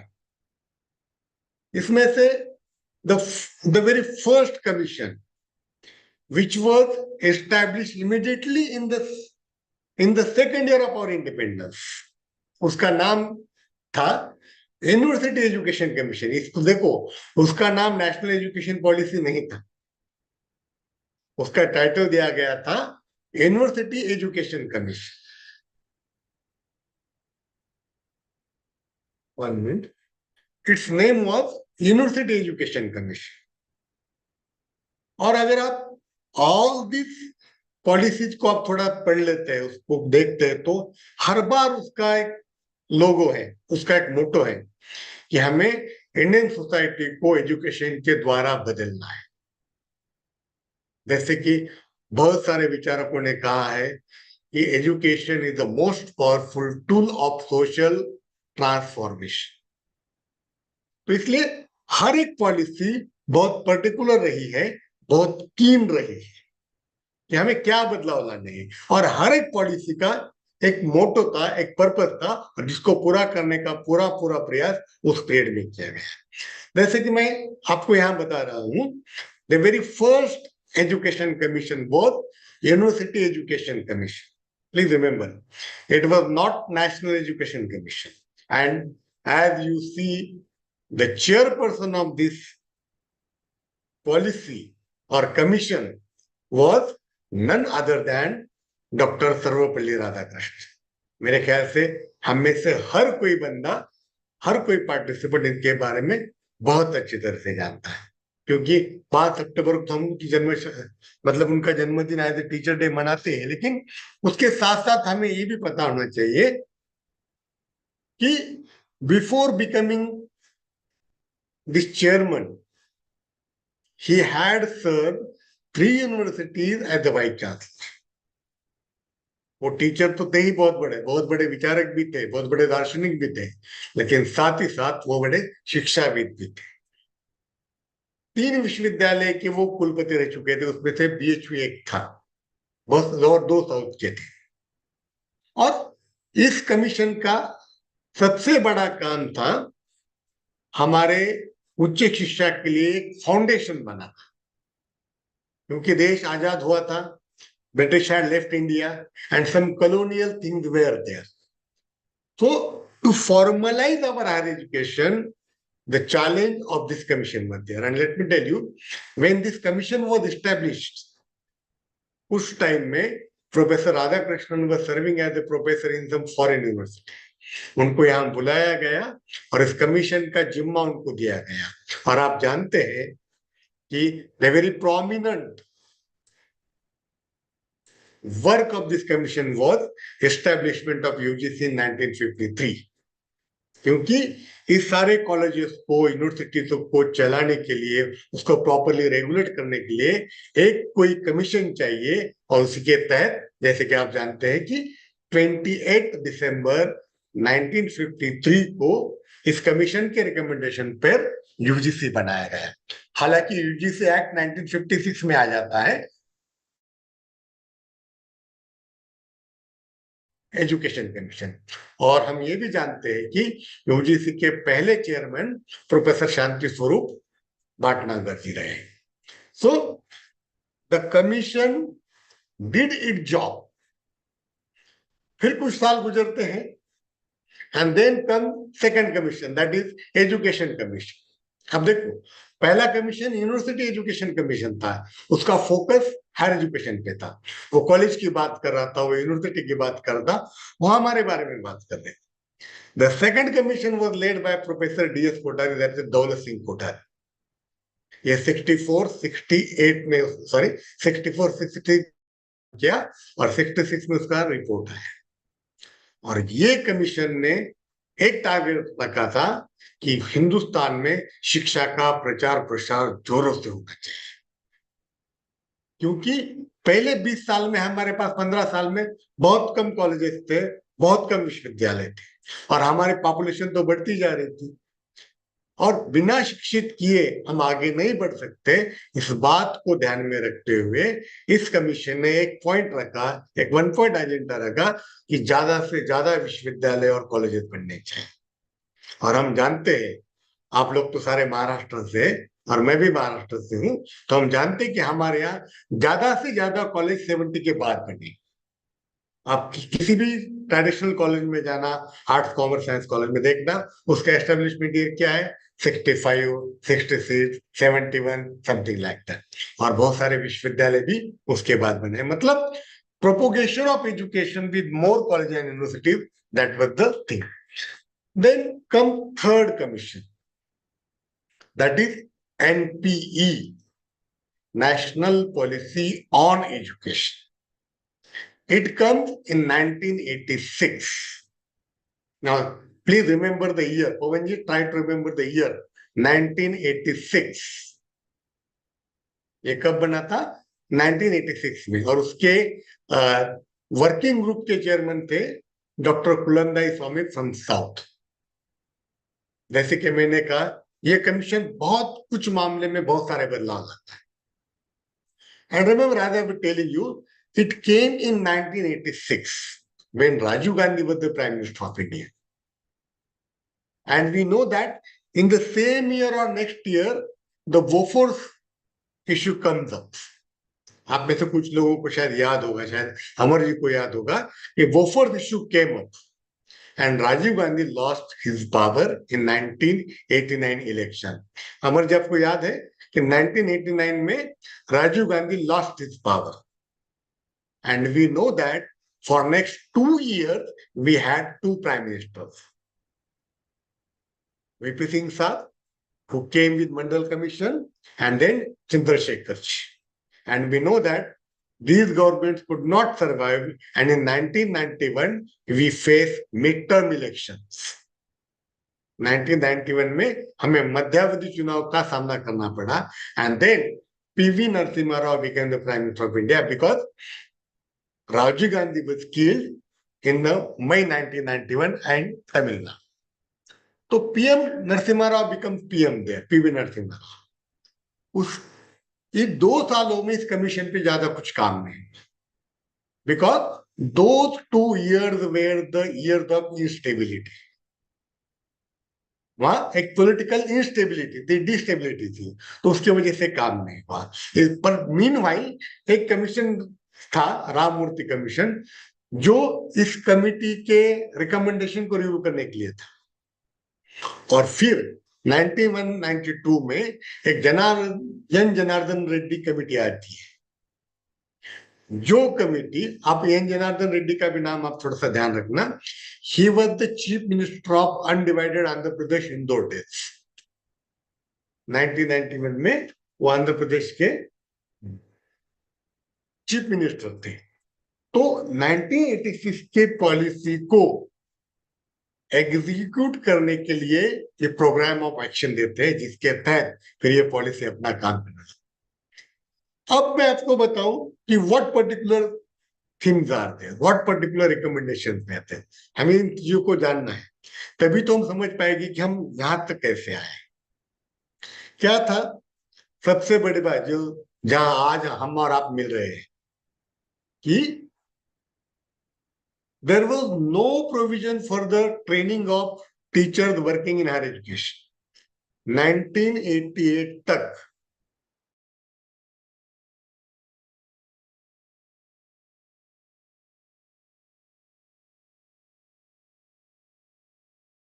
या तो BEd करके आता था या DEd करके आता था, उसके लिए प्री सर्विस ट्रेनिंग थी। लेकिन हमारे पास ऐसी कोई ट्रेनिंग नहीं थी, हम सीधा एमए एमकॉम एमएससी करते थे और बस इंटरव्यू फेस किया और क्लासरूम में चले गए। No such provision was there. तो underline this need, the commission had recommended to develop some mechanism, and as the result of this recommendation, in all, I'm to say, in 1988, some ASCs were established, academic staff college, है ना? आपको याद होगा academic staff college 1988, फिर 2015 में उसका नाम HRDC किया गया, ह्यूमन रिसोर्स डेवलपमेंट सेंटर, और अभी 2023 में हम उसी को एमएमटीटीसी कहने लगे हैं, that is Malviya mission teacher training centre. तो इसकी स्थापना उसी कमीशन के तहत हुई। दूसरी बात और आपको बात बताऊं मैं कि up to 1986 the rules and eligibilities of the teachers were not properly defined. याद रखना, बस सेकंड क्लास चाहिए, ये चाहिए, वो चाहिए, बस मास्टर करो, MA MCom MSc whatever it में भी करो, interview will be there and going to the class. For the first time this commission defined eligibilities. उसके बाद आपको याद होगा कि यूजी में कम से कम सेकंड क्लास चाहिए, पीजी में आपको बी प्लस चाहिए, मतलब 55% ऑफ मार्क चाहिए। ये सबसे पहली बार आया है। और दूसरी बात मैं आपको और बताऊं कि ये नेट सेट का एग्जाम जो है ना, इसी कमीशन की देन है। Please remember, there should be some entrance test, there should be some eligibility test for the teachers working in higher education was recommended by this one. इसलिए आपको, जैसे कि मैंने आपको बताया कि इस देश में नेट और सेट एग्जाम का इम्प्लीमेंटेशन 1991 से शुरू हुआ है। महाराष्ट्र गवर्नमेंट ने उसको 92 में इंप्लीमेंट किया था, इसलिए महाराष्ट्र में 92 से हुआ है। दूसरी बात मैं आपको बताऊं स्कूल एजुकेशन को लेकर कि there was establishment of Jawahar Navodaya Vidyalaya in every district. इसी कमीशन का रिकमेंडेशन था कि देश के हर एक जिले में कम से कम एक जवाहर नवोदय विद्यालय होना चाहिए, एक केंद्रीय विद्यालय पर। प्राइमरी एजुकेशन, ये भी ध्यान में रखना।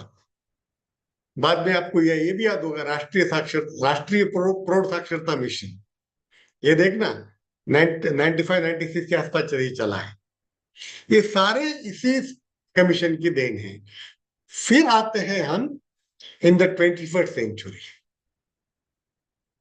and here we have a National Knowledge Commission. Many people do not accept this as an education commission. बहुत सारे लोग इसको काउंट नहीं करते हैं कि ये एजुकेशन कमीशन था, लेकिन if you go through the report, जो रिपोर्ट सैम पित्रोदा ने बनाया था, सैम पित्रोदा का नाम शायद आपने सुना होगा, आज भी वो जीवित है, राजीव गांधी के आईटी सलाहकार थे, आज वो अमेरिका में रहते हैं, और अब मेरे ख्याल से राहुल गांधी के साथ आपने उनको कई बार देखा होगा। अब उनका भी नाम ये नेशनल हेराल्ड में आ चुका है। एनीवे, तो he was leading this commission, और ये रिपोर्ट काफी लंबी है, लगभग 250-300 पेज की रिपोर्ट है। अगर आप इसके रिकमेंडेशन पढ़ते हैं तो you will find that major changes started taking place there from.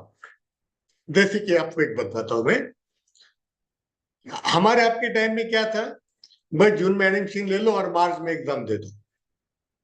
We use to face annual plan. हमारा एग्जाम सिस्टम कैसा था अमर जी? जून में एडमिशन लेने का और मार्च अप्रैल में एग्जाम देने का। लेकिन bye ending the annual plan this commission implemented, अरे सारे गायब हो गए क्या? 1 मिनट, इज देयर समवन?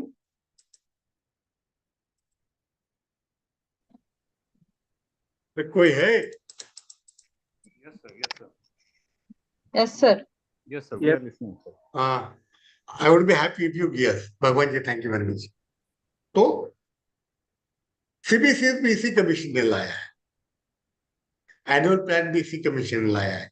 यही कमीशन बात करता है इंटरनेशनलाइजेशन ऑफ हायर एजुकेशन, जिसकी बात हम आज कर रहे हैं। और दूसरी की बात मैं आपको बताऊं कि आपको याद है कि हर एक स्टेट में कम से कम एक सेंट्रल यूनिवर्सिटी होना चाहिए। ये भी रिकमेंडेशन इसी कमीशन का है। और उसके तहत हम जानते हैं कि हर एक स्टेट में कम से कम एक सेंट्रल यूनिवर्सिटी बना। कुछ स्टेट यूनिवर्सिटी को अपग्रेड किया गया और कई जगह नए बने। और आपको ये भी पता होगा कि आज हम जिसको पीएम उषा कहते हैं, जिसका पहले नाम ओरुसा था, राष्ट्रीय उच्चतर शिक्षा अभियान, ये भी इसी कमीशन का follow. CBSE is again part of the same thing, so that commission पर। और उसके बाद आती है the present education policy, that is national education policy 2020, और जिसको लीड कर रहे थे प्रोफेसर कस्तूरी रंगन, जिसका देहांत मेरे ख्याल से पिछले हफ्ते ही हुआ है। आप लोगों को शायद याद होगा, he breathe his last week only. आपको याद है ना सर अमर जी? कस्तूरी रंगन की मृत्यु पिछले हफ्ते ही हुई है। He passed away. So these are the commission. अब हमें यहां इस बात को समझना है, इससे पहले जो कमीशन आए थे, all of them recommended a big change in higher education and through higher education in society. But no commission before this, किसी भी कमीशन ने इससे पहले किसी नेशनल एजुकेशन पॉलिसी को एक मूवमेंट में ट्रांसफॉर्म नहीं किया था, उसको मूवमेंट में नहीं चला था। अब मेरे ख्याल से आप में से कुछ लोग सीनियर हो गए, वो शायद नेशनल एजुकेशन पॉलिसी के नेशनल नॉलेज कमीशन के बारे में बात की होगी। आपको याद है कि कोई वर्कशॉप, कोई सेमिनार इस नेशनल नॉलेज कमीशन के रिकमेंडेशन को लेकर हुआ, या कोई सेमिनार या कोई वर्कशॉप आपके 1986 की पॉलिसी को लेकर हुआ? They framed the policy and the policy started implementing. So there was no attempt made to connect society with the commission. For the first time, please remember, for the first time through this NEP 2020, the government is trying to connect society with higher education. अब थोड़ा हम आगे जाते हैं। I think yes, एक minute, एक add करना भूल गया मैं इसमें।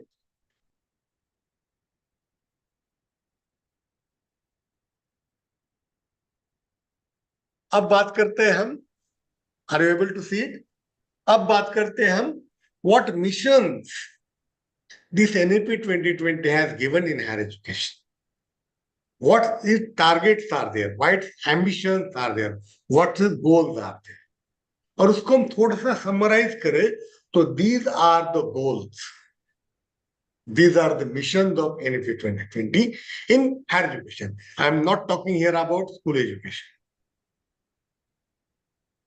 I hope कि all of you, if not all of you, most of you have read. उम्मीद करता हूं कि आप में से बहुत सारे लोगों ने इसको पढ़ा होगा। And if you summarise the thing, you will find some missions there. Mission means what? Some targets are set there. अब हम बात करने जा रहे हैं what missions are there and what its challenges are there. Sir, which are the questions are? भगवान जी आप कुछ कहना चाह रहे हैं मुझसे? Anyway, thank you. But I again request you, some of you, to keep your videos on, please. आप मेरी ये मुश्किल कहिए, दिक्कत कहिए, I am unable to continue without seeing you. Sunil ji, मैं आप लोगों को देखे बिना आगे नहीं बढ़ सकता हूँ, ये मेरी मुश्किल है। So I was telling you कि these are the missions, these are the, I should say, highly ambitious targets set by this commission. और उसमें सबसे पहले आता है डीकोलोनाइजेशन ऑफ एजुकेशन। इस बात को थोड़ा सा बहुत मतलब दिमाग में रख के रखना कि why this is there. Decolonisation of education, जब मैं बात कर रहा हूं डीकोलोनाइजेशन की, इसका मतलब हमारी शिक्षा व्यवस्था को कॉलोनाइज किया गया था। मुझे आपको ये बताने की बिल्कुल जरूरत नहीं कि India was the colony of British Empire for almost 150 years और मोर देन दैट, है ना। और हमारी शिक्षा को पूरी तरह बदल दिया था लॉर्ड मैकॉले ने। लॉर्ड मैकॉले ने शिक्षा में बहुत सारे बदलाव लाए थे। हमारा जो भी ट्रेडिशनल था उसको पूरी तरह हटा दिया था उसने, और सब कुछ यूरोपियन वहां लाया था। European science, European literature, European social science, everything European, even European structure of education. Please ये याद रखना सुनील जी कि ब्रिटिश आने से पहले हमारे पास पिछले 600 सालों में कोई भी विश्वविद्यालय नहीं था। Nalanda, Takshashila were part of history. कोई भी विश्वविद्यालय नहीं था। Some colleges were there, some 4 to 5 colleges were there who were offering education in Sanskrit and Persian. कोई एजुकेशन सिस्टम नहीं था। तो 1858 में हमारे यहाँ सबसे पहले मॉडर्न इंडिया के 3 विश्वविद्यालय बनते हैं, university of Bombay, university of Calcutta and university of Madras, 1857-58। और इसको बनाते वक्त मॉडल रखा गया था यूनिवर्सिटी ऑफ लंदन का, कि क्या होगा कि सेंट्रल पॉइंट में यूनिवर्सिटी होगा और उसके पेरीफेरी में कॉलेजेस होंगे, मतलब affiliating university and affiliated colleges, ये स्ट्रक्चर था। दूसरी बात, एजुकेशन वाज कंपार्टमेंटलाइज्ड, उसको फ्रैगमेंट किया गया था, जैसे कि liberal arts, science, commerce and management, technology, ये सारे कंपार्टमेंट्स थे। And remember we were following the same thing. तो ये पॉलिसी बात करती है, ये पॉलिसी बिलीव करती है कि हमारी शिक्षा व्यवस्था पूरी तरह कॉलोनाइज है, ये पूरी तरह स्लेव है, या फिर ये कॉलोनियल लेगेसी को फॉरवर्ड करती है, आगे लेके जाती है। तो सबसे पहला मिशन ये रखा इस पॉलिसी ने कि हमारी शिक्षा व्यवस्था को हमें उस कॉलोनियल इन्फ्लुएंस से आजाद करना है। प्लीज रिमेंबर, उसको आजाद करना है, मतलब उसको हटाना है, उसके प्रभाव को हटाना है। फिर क्या करना है? फिर वो 2-3 चीजें वहां सजेस्ट करते हैं। एक, हमारे आज के जितने भी कॉलेजेस एंड यूनिवर्सिटीज हैं वो बनने चाहिए नालंदा के जैसे, वो बनने चाहिए तक्षशिला यूनिवर्सिटी के जैसे। अब देखो, इन पॉलिसी मेकर के लिए आइडियल यूनिवर्सिटीज वो है, university of Nalanda, university of Takshashila, university of Ujjaini and sons. ये पॉलिसी कहती है कि जिस प्रकार की शिक्षा वहां दी जाती थी, जिस प्रकार का स्ट्रक्चर वहां था, उस स्ट्रक्चर में हमें हमारे आज के विश्वविद्यालयों को और कॉलेजेस को ढालना है। This is the first step. अब क्या है, आज का हमारा कहते थे कि आपका engineering college, only engineering education is expected. Some arts college is there, only education in liberal arts is given, जैसे कि ह्यूमैनिटीज है, लिटरेचर है, सोशल है। कोई simply commerce and management college है, वही बात होती है। साइंस कॉलेज है, सिर्फ साइंस होता है।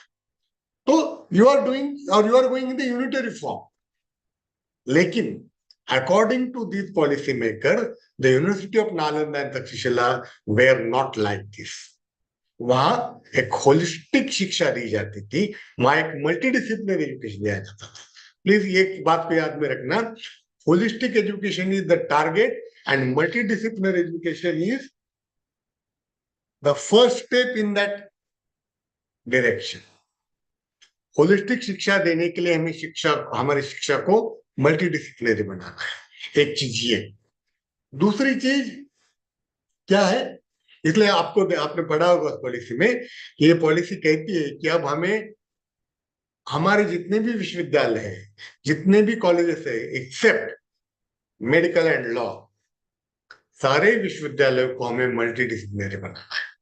इसका मतलब अगर आपका कोई एग्रीकल्चर यूनिवर्सिटी है तो वो सिर्फ एग्रीकल्चरल यूनिवर्सिटी नहीं रहेगा। अगर आपका कोई टेक्निकल यूनिवर्सिटी है लोनेरे का, तो वो सिर्फ टेक्निकल एजुकेशन ऑफर नहीं करेगा। अगर आपका रामटेक का कोई संस्कृत विश्वविद्यालय है तो सिर्फ संस्कृत नहीं करेगा। हाँ, उन्होंने कहा है कि only medicine and law will be unaffected with this by this. बाकी सारे विश्वविद्यालयों को हमें मल्टी डिसिप्लिनरी बनाना है। और दूसरी चीज आपने ये भी पढ़ा होगा, ये पॉलिसी बात करती है कि जितने भी कॉलेजेस है 45,000 प्लस, उसमें से मेरे ख्याल से लगभग 30% कॉलेजेस आज भी सिंगल फैकल्टी कोर्सेज चलाते हैं, आज भी। तो ये पॉलिसी ये भी कहती है कि ऑल दो single faculty colleges will be transform into multidisciplinary. That is first step. Second step क्या है इसमें? Revival of IKS, Indian knowledge system. देखो, पहले स्ट्रक्चर में उसको डीकॉलोनाइज कर रहे हैं। जो स्ट्रक्चर हमें यूनिवर्सिटी ऑफ बॉम्बे, कलकत्ता, मद्रास से मिला है, उसको हटा के हमें नालंदा, तक्षशिला, विक्रमवाला लाना है। फिर दूसरी बात, हमारे करिकुला हमें बदलने हैं, हम जिसको हम सिलेबस कहते हैं, उसको बदलना है। जैसे कि मैंने कहा, this education system was introduced by lord Macaulay and afterward it was carried forward. तो from that point we started studying British literature, we started studying European sciences, we started studying European social sciences। जैसे कि हम कई बार कहते हैं, अगर हमें कोई पूछता है who is father of political science, हमारा इमीडिएट आंसर आ जाता है Aristotle. If somebody asks me who is father of economics, my immediate answer is Adam Smith। आप कोई भी सब्जेक्ट लीजिए, आप केमिस्ट्री लीजिए, टेक्नोलॉजी लीजिए, फिजिक्स लीजिए, कोई नहीं कोई नाम यूरोपियन ही है उसमें, कोई इंडियन नाम आपको नहीं मिलेगा। ये पॉलिसी कहती है या विश्वास करती है कि यूरोपियन एजुकेशन हिंदुस्तान में आने से पहले भी यहाँ बहुत कुछ होता था, बहुत कुछ अनुसंधान हुआ था, बहुत कुछ आविष्कार हमने किए थे। लेकिन ब्रिटिश सिस्टम यहाँ आने के बाद वो सारी चीजें करिकुला से, पढ़ाई से हटाई गई, सब कुछ हटाया गया और उसकी जगह यूरोपियन लाया गया। तो हुआ क्या कि हम सिर्फ यूरोपियन स्टडीज करते गए और we forgot everything about India past. तो ये पॉलिसी कहती है कि we must know what we were before the British came here. अंग्रेज यहाँ आने से पहले हमने किस किस क्षेत्र में क्या क्या काम किया था, ये पढ़ना जरूरी है, ये पढ़ना जरूरी है। I don't say whatever they did was right और whatever they work is even today relevant, मैं इसकी बात नहीं कर रहा हूं, मैं सिर्फ मिशन की बात कर रहा हूं। ये पॉलिसी कहती है कि अब हमें हर सब्जेक्ट के करिकुलम में इंडियन नॉलेज सिस्टम इंट्रोड्यूस करना है। वो मेडिसिन हो सकता है, वो केमिस्ट्री हो सकती है, वो इंजीनियरिंग हो सकती है, वो आर्किटेक्चर हो सकता है। कि हमारे पास भी 1,000 2,000 साल पुराने मंदिर हैं, some structures are there, even today they are there, so this should be studied there। करती है IKS लाने की, that is first। Second thing, access to higher population of society, access to higher education for the higher population society। जैसे कि मैं आपको बताऊं, perhaps you also know it, कि Ministry of Education, Government of India, every year publishes the report of higher education that is known as AISH, All India Survey of Higher Education। Am I right?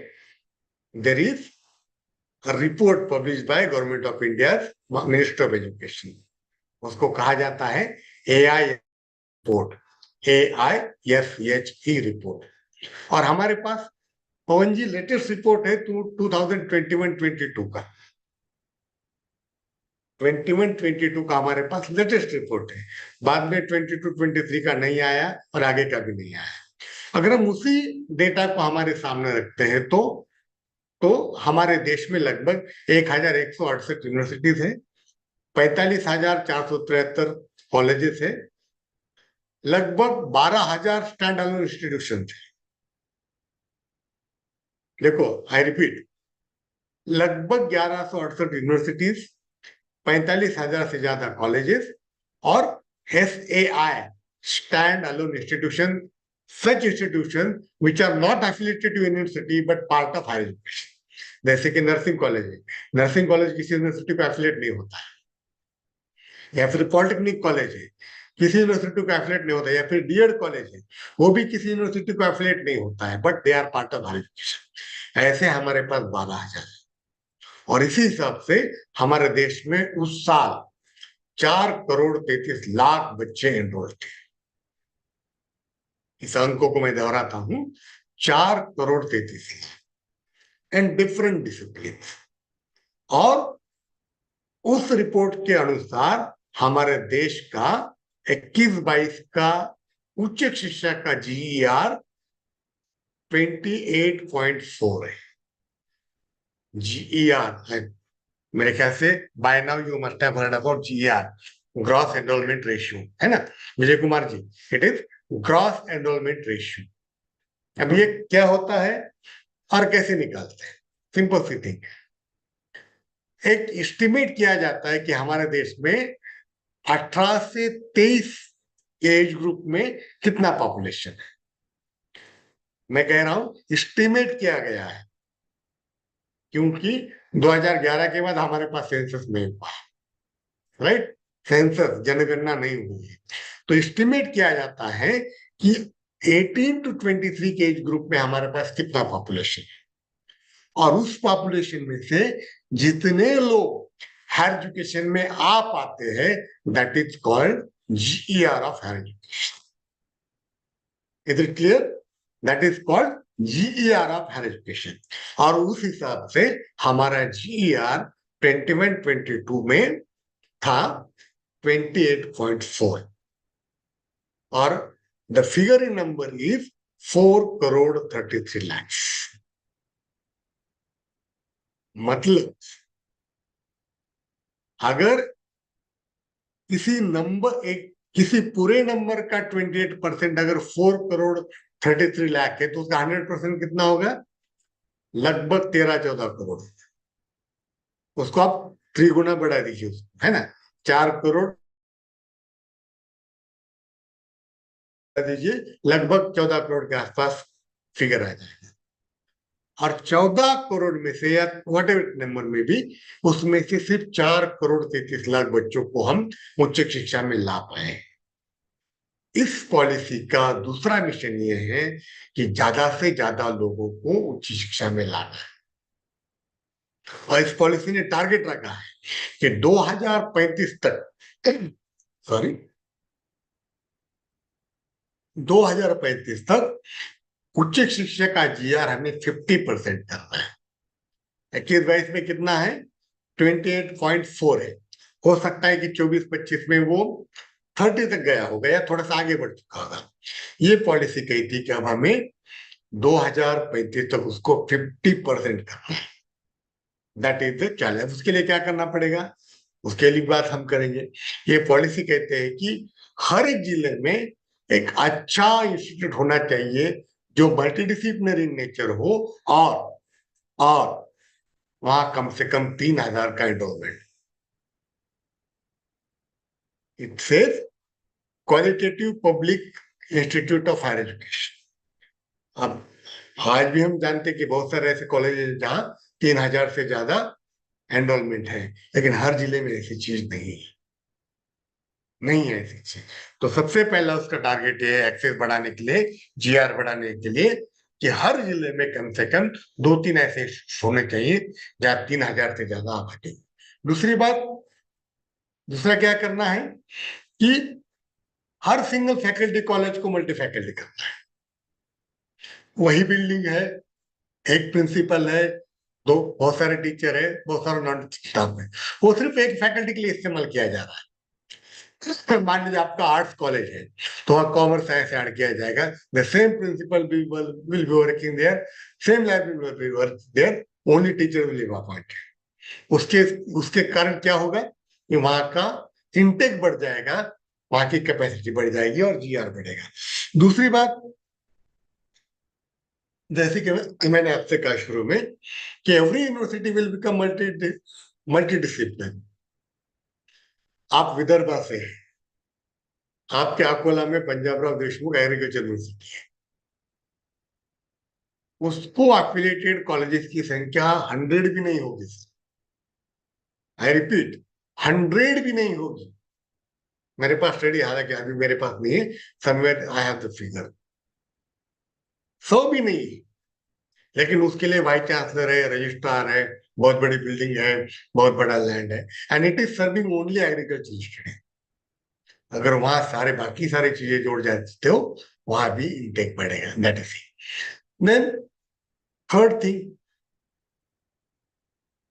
आज हम जिसको कहते हैं use of ICT, use of technology, ये भी mission है। जैसे कि मैंने आपसे कहा, इस पॉलिसी का टारगेट है कि 2035 तक हमें जीआर 50% करना है। आप देख लेना, 2020 में ये पॉलिसी आई, हमारी आबादी तो बढ़ रही है, लेकिन उस मात्रा में ना विश्वविद्यालय बढ़ते हैं ना कॉलेजेस बढ़ते हैं। प्लीज रिमेम्बर, इस बात को थोड़ा ध्यान में रखिए आप, कि उस गति से ना विश्वविद्यालय बढ़ते हैं ना कॉलेजेस बढ़ते हैं। महाराष्ट्र में मेरे ख्याल से last university came in being, I think 2014, if I am not wrong. Pawan ji, Maharashtra में latest university came into being in 2014, मेरे ख्याल से सोलापुर का विश्वविद्यालय आखिरी विश्वविद्यालय बना हुआ, उससे पहले आपका गढ़चिरौली बना था। मतलब पिछले 10 सालों में एक भी यूनिवर्सिटी नहीं बना है। कॉलेजेस से फाइनेंसिंग बढ़ रहे हैं, मतलब कॉलेजेस नहीं बढ़ रहे हैं, विश्वविद्यालय नहीं बढ़ रहे हैं, और हमें जीआर तो बढ़ाना है। अब कैसे बढ़ाना है? Using technology. अब बात होगी डिजिटल यूनिवर्सिटी की, अब बात होगी ओडीएल की, open and distance learning mode की बात होगी। अब ज्यादा से ज्यादा एनरोलमेंट डिस्टेंस मोड में की जाएगी। हर एक विश्वविद्यालय को यह मौका दिया जाएगा कि वो अपने कोर्सेस रेगुलर मोड में भी चलाए और डिस्टेंस मोड में भी चलाए। आज सारे विश्वविद्यालय ये नहीं करते, प्लीज रिमेम्बर। अगर आप अमरावती से बिलोंग करते हैं तो आपको याद होगा कि अमरावती में एक करस्पॉन्डेंस एजुकेशन नाम का डिपार्टमेंट चलता था, अब वो बंद है। आज की डेट में सिर्फ SNDT Mumbai, university of Mumbai, Kolhapur and Nanded, only these 4 universities are offering their courses in regular mode and distance mode. बाकी विश्वविद्यालय नहीं कर रहे हैं। ये पॉलिसी बात करती है कि अब हर एक विश्वविद्यालय को, अगर वो सारे मानक पूरे करते हैं, तो उनके कोर्सेस रेगुलर मोड में भी चलाए जाएंगे और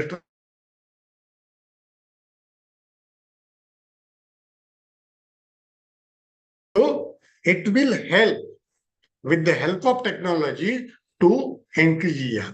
फिर अगला मिशन है इंटरनेशनलाइजेशन ऑफ हायर एजुकेशन। इसकी बात मेरे ख्याल से हम कई बार करते हैं। आपको याद होगा या आपने शायद पेपर में पढ़ा होगा या टीवी में देखा होगा कि पिछले हफ्ते की न्यूज है, पिछले हफ्ते की न्यूज है कि Trump is trying to send all those students learning in USA to India back. Am I right? आप मुझे सुन रहे हैं? मेरे ख्याल से कोई भी नहीं है। Yes, sir. Yes, sir. Yes Vijay ji, जब से ट्रम्प आए हैं तब से उन्होंने 1 पॉइंट मिशन लिया है। जो भी इलीगल इंडियन है, जो भी इलीगल बाकी देश के नागरिक है, उनको वापस किया जाए। और पिछले हफ्ते मेरे ख्याल से एक न्यूज था कि लगभग 300 स्टूडेंट के वीसा कैंसिल कर दिए, और उसी हफ्ते का एक फिगर था कि लगभग 3 lakh students alone from India are there in America only. मैं फिर आपसे सामने रखता हूं कि पिछले हफ्ते का रिपोर्ट है कि सिर्फ हिंदुस्तान से, सिर्फ अमेरिका में 3 लाख बच्चे हैं, और पूरे विश्व में भारत से लगभग लगभग 13 लाख है। वो क्यों है? वो इसलिए है कि the people think that the quality of higher education abroad is better than in India.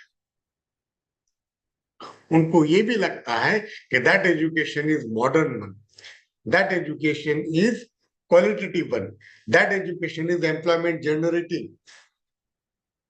लेकिन इस बात को, इस पॉइंट को नेशनल नॉलेज कमीशन ने भी ध्यान में लिया था, और इस कमीशन ने भी उसको फोकस किया है. And somewhere you must have read it. It is not just dollar drainage, but it is brain drainage also. ये दो टर्म आपने सुने होंगे कि डॉलर ड्रेनेज और ब्रेन ड्रेनेज. मैंने तो कई कई ये भी सुना है कि जितनी फीस हमारे बच्चे बाहर देते हैं, प्लीज रिमेम्बर, हमारे 7 लाख बच्चे लगभग बाहर है या ज्यादा हो सकते हैं. दे पे हायर फीस देयर.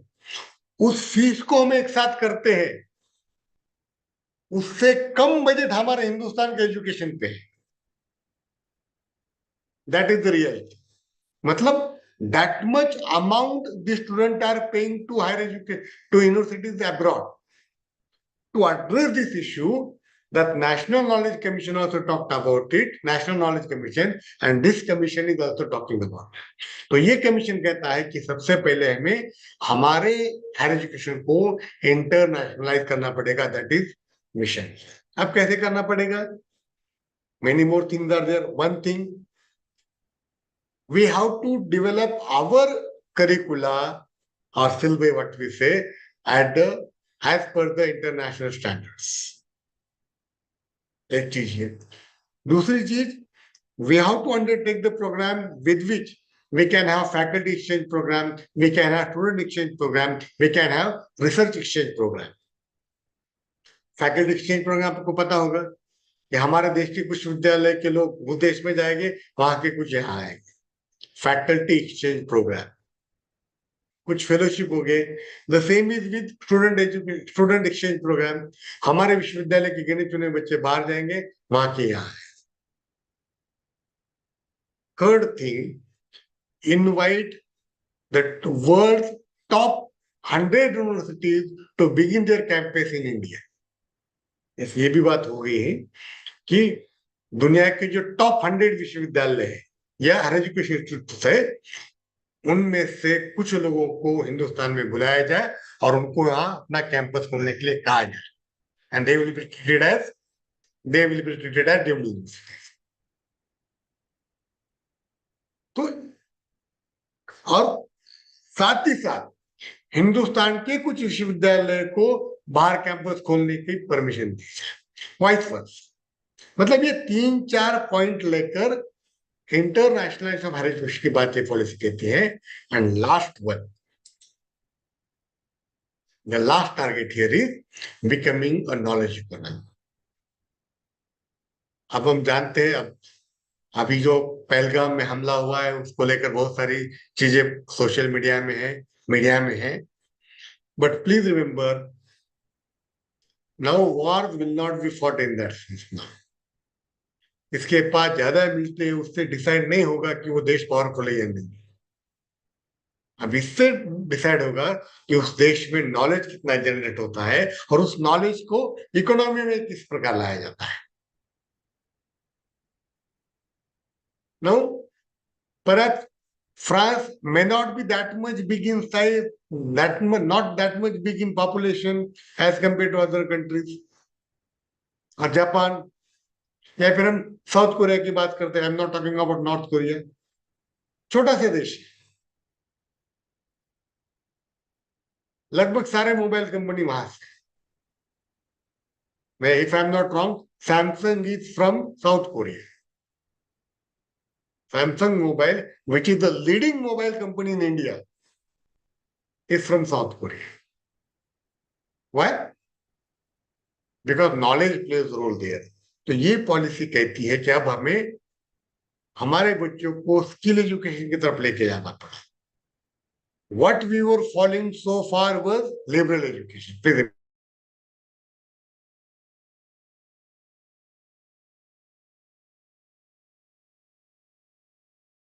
बच्चे सिर्फ 5% टेक्निकल एजुकेशन पाते हैं.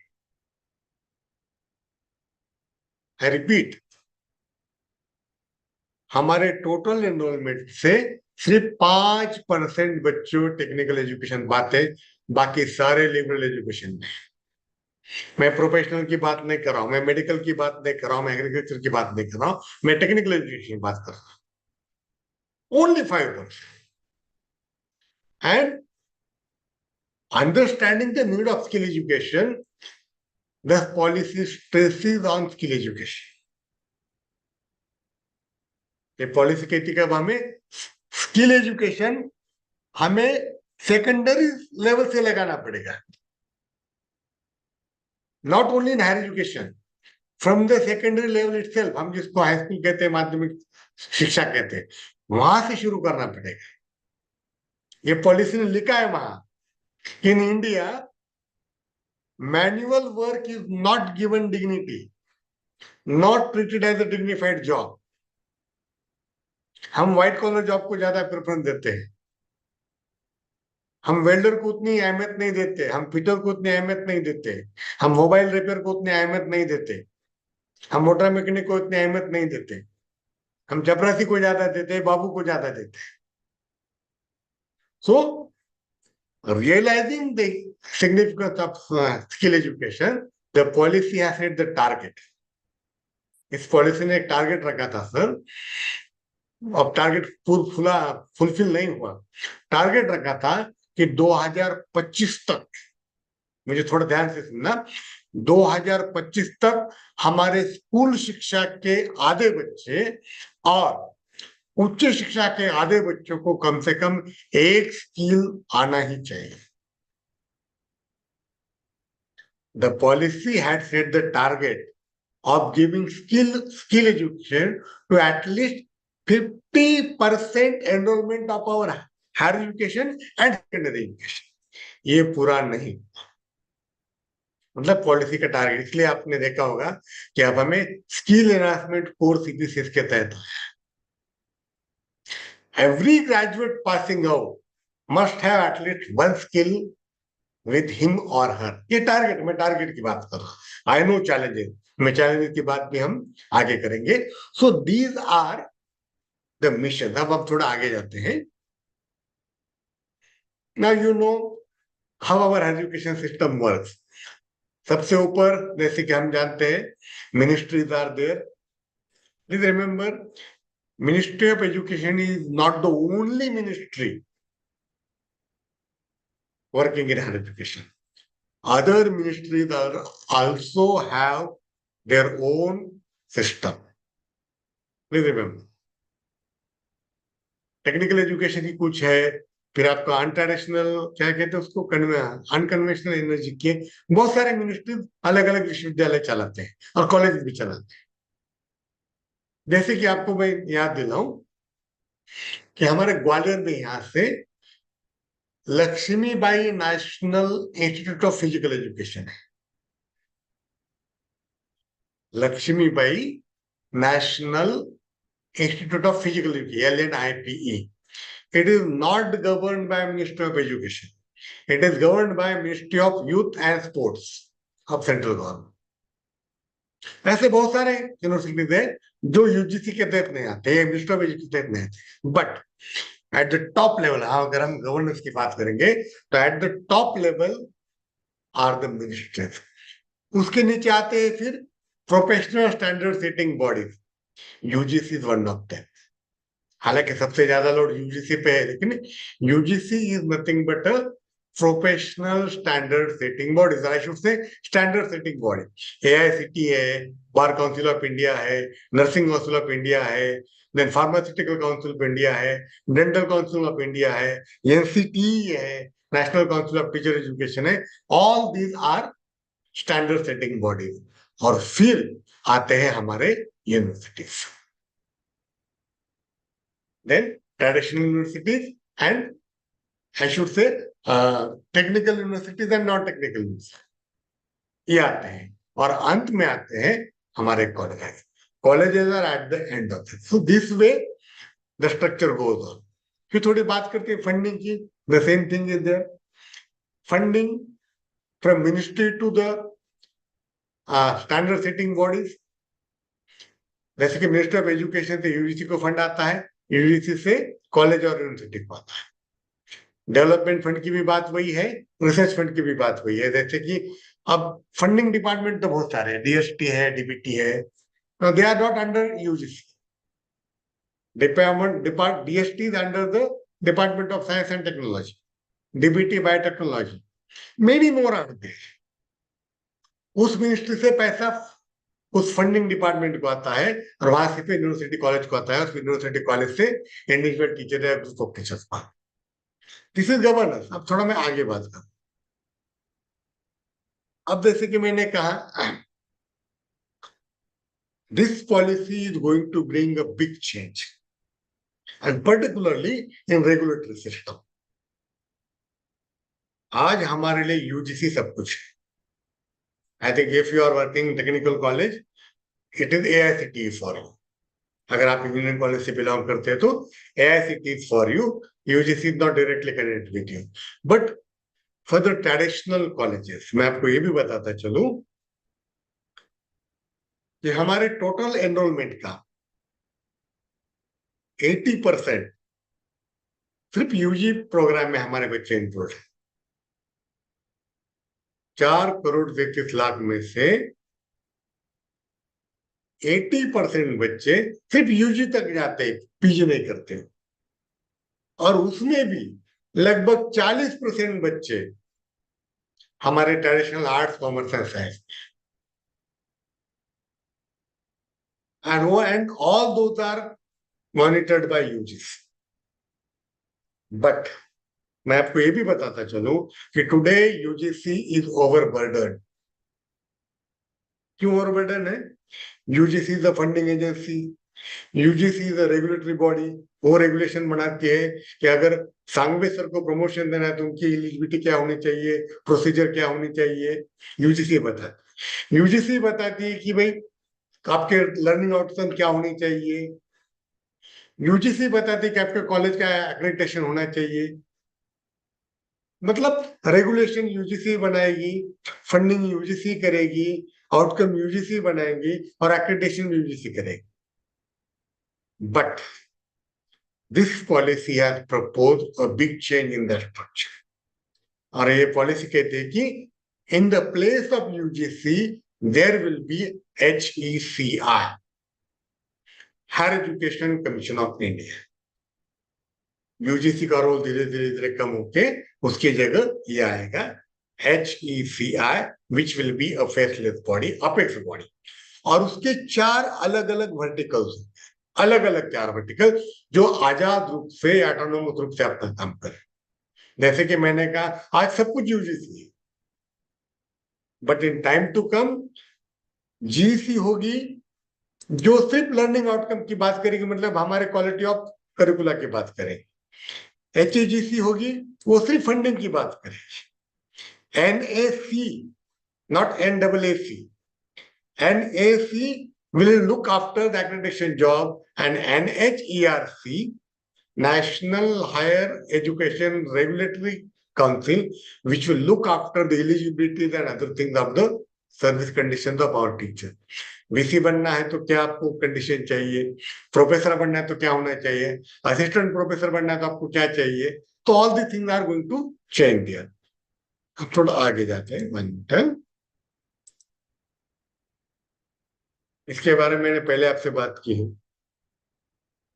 168 universities, 45,000 colleges and 12,000 SAI, stand-alone institutes, polytechnic, DED, nursing, hotel management, all these come under SAI, जो कि हायर एजुकेशन का पार्ट है लेकिन किसी विश्वविद्यालय से एफिलिएटेड नहीं है. They are also 12,000 in number. So this is the figure of our higher education institutes. फिर बात करते हैं यूनिवर्सिटीज की. इसको थोड़ा ध्यान में रखें. ये बाद में हमें काम आएगा जब हम चैलेंजेस की बात करें. देख लेना, there are 207 centrally funded institutes जिसको सेंट्रल गवर्नमेंट फंड करता है. उसमें सारे सेंट्रल यूनिवर्सिटी आ गए, IIT आ गए, IIM आ गए, NIIT आ गए, और जो भी नेशनल एकेडमी थे वो सारे आ गए. That number is 207. There are 488 state universities, जैसे अमरावती है, नागपुर है, औरंगाबाद है. These are 488. And please remember, in the same year, we have 473 purely private universities. See, its number is equal to state universities. ये 21-22 का फिगर है. आज वो मुझे पूरी गारंटी है, हालांकि गवर्नमेंट ने अभी रिपोर्ट पब्लिश नहीं किया है, आज के डेट में मैं पूरे कॉन्फिडेंस के साथ कहता हूं कि प्राइवेट यूनिवर्सिटी की संख्या ने स्टेट यूनिवर्सिटी को पीछे ढकेल दिया है. The private universities have outnumbered the state public universities. This is the thing. Let me come onward. Colleges की बात. Now 45,000 colleges are, 45,000 colleges are there, but in the report only 42,000 colleges had responded. लेकिन हम in general बात करते हैं. See, near about 9,000 colleges are government colleges, where everything is looked after by government. जैसे कि आपके अमरावती का कॉलेज है, गवर्नमेंट आयुर्वेद हो सकता है, गवर्नमेंट इंजीनियरिंग हो सकता है, गवर्नमेंट आर्ट्स कॉमर्स हो सकता है, विदर्भ शिक्षा, आपके पास विदर्भ इंस्टीट्यूट है ना, वो. Such number is 9,190. Then this number 5,600 plus colleges are managed by private, but they are aided by government. In Maharashtra, this number is high. The total number in India is only 5,676. And see here the number 27,956, almost 28,000. These are purely private and unaided. इस बात को समझे. Purely private and unaided. और वहां हम देखते हैं कि रूल वहां फॉलो करना कितना मुश्किल जाता है. हम थोड़ा आगे जाते हैं, थोड़ा सा अब SAI की बात करते हैं. स्टैंड अलोन इंस्टीट्यूशंस, DED है, पॉलिटेक्निक है, नर्सिंग है, ये भी देख लेना. गवर्नमेंट के कितने हैं? 2,500. प्राइवेट एडेड कितने हैं? Only 1,048. And see, purely unaided and private 7,000. देखो, कोई भी पॉलिसी आती तो वो गवर्नमेंट में और एडेड में इंप्लीमेंट करना आसान हो जाता है, लेकिन अनएडेड में लगाना बहुत मुश्किल हो जाता है. Let me go ahead now. ये सबसे मजे की बात है सुनील जी.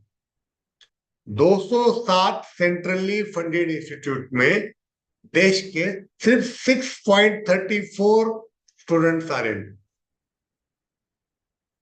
केंद्र सरकार के 207 इंस्टीट्यूट में देश के टोटल एनरोलमेंट से सिर्फ 6.34 आते हैं. And 22.27 are in the state funded universities and institutes. Only 22.27, and please remember, sorry, मेरे ख्याल से 6%, 3-4 are in universities. Yes, 22.27 in colleges and 70% are here. थोड़ा आगे जाता हूँ, मेरे ख्याल कुछ तो गड़बड़ है। Yes, Central University. Yes, I'm right. I think the titles are wrong. 6.3% in centrally funded institutes, 22.27 in central state funded institute, and 70% are in colleges. ये हमें दर्शाता है कि सबसे ज्यादा लोड कहाँ है? कॉलेजेस पे। उच्च शिक्षा का सबसे ज्यादा लोड कॉलेजेस पे है। कॉलेजेस भी स्टेट में काम करते हैं और स्टेट यूनिवर्सिटी भी स्टेट में काम करते हैं, तो मतलब लगभग, let me tell you, 93% load of the student is with states. हम थोड़ा आगे बढ़ते हैं नाउ। ये कैटेगरी वाइज एनरोलमेंट है, SC ST जो भी है वो, जैसे before it is in crore, in million. 66 that is SCs, 27 lakh that is STs, 1.63 OBCs, then 37.58 lakh minorities, and this is general one. हम आगे बढ़ते हैं। माइनॉरिटी का भी डिस्ट्रीब्यूशन नहीं है, जैसे कि मैंने आपको ये बताया था। I think I talk it about. ये सारा डेटा है उसी रिपोर्ट में। This is government report.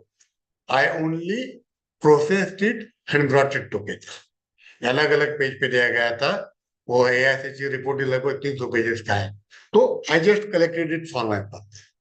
Now see,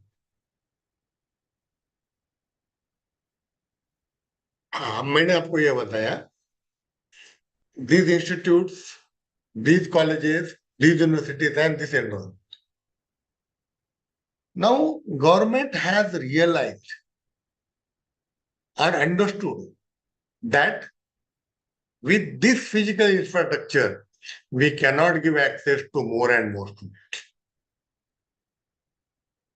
क्योंकि कॉलेज बनाना है तो उसके लिए जगह लगेगी, क्लासरूम लगेगी, लाइब्रेरी लगेगी, टीचर लगेगी, एवरीथिंग। यूनिवर्सिटी बनाना है तो वहां और फिर ज्यादा इंफ्रास्ट्रक्चर लगेगा, और governments are not ready to spend more on education. Please remember, इसलिए मैंने आपको बताया कि आने वाले समय में अगर हर एक जिले में अगर एक प्राइवेट यूनिवर्सिटी आपको दिखता है तो उसमें कोई ताजुब नहीं। मैं मध्य प्रदेश में हूं, मध्य प्रदेश के हर एक जिले में कम से कम एक प्राइवेट यूनिवर्सिटी है। सागर में 2 है प्राइवेट यूनिवर्सिटी और 2 government funded. My point is that the government is gradually withdrawing their hands from the education and more space is given to the private sector, particularly private university. क्यों? हमारे पास पैसा नहीं है।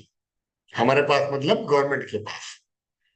Government का एक ही रोना होता है बार बार कि हमारे पास इतनी सैलरी देने के लिए पैसा नहीं है। That is only excuse they give. हम बाकी चीजों के लिए पैसा है लेकिन इसके लिए पैसा नहीं। Anyway, so in that case, the policy talks about using or making higher use of technology for the giving more access, and for that it has come with online and digital education. Physical number बढ़ाने में अब हमें दिक्कत है। ज्यादा colleges नहीं बनेंगे, ज्यादा यूनिवर्सिटीज नहीं बनेंगे, लेकिन हमें GR बढ़ाना है। एक बात है ODL की, ओपन एंड डिस्टेंस लर्निंग, और दूसरी बात है उसमें ICT लाने की, ऑनलाइन एजुकेशन लाने की। इसलिए मैं आपको बता दूं कि in this policy the government और the policy had talked about developing a national education technology forum. Online शिक्षा को या ऑनलाइन एजुकेशन को, रिसर्च को एक फॉर्मलाइज करने के लिए ये पॉलिसी एक नेशनल एजुकेशनल टेक्नोलॉजी फोरम बनाने की बात करती है। और ये फोरम इंफ्रास्ट्रक्चर डेवलपमेंट पे भी ध्यान देगा और इंफ्रास्ट्रक्चर टेक्नोलॉजिकल रिसर्च पे भी ध्यान देगा। Its job will be to offer advice to the government. Its job will be to train the teachers. Its job will be to encourage research in that sector. और उसके लिए फिर government come with Diksha, digital infrastructure for knowledge sharing, that is दीक्षा.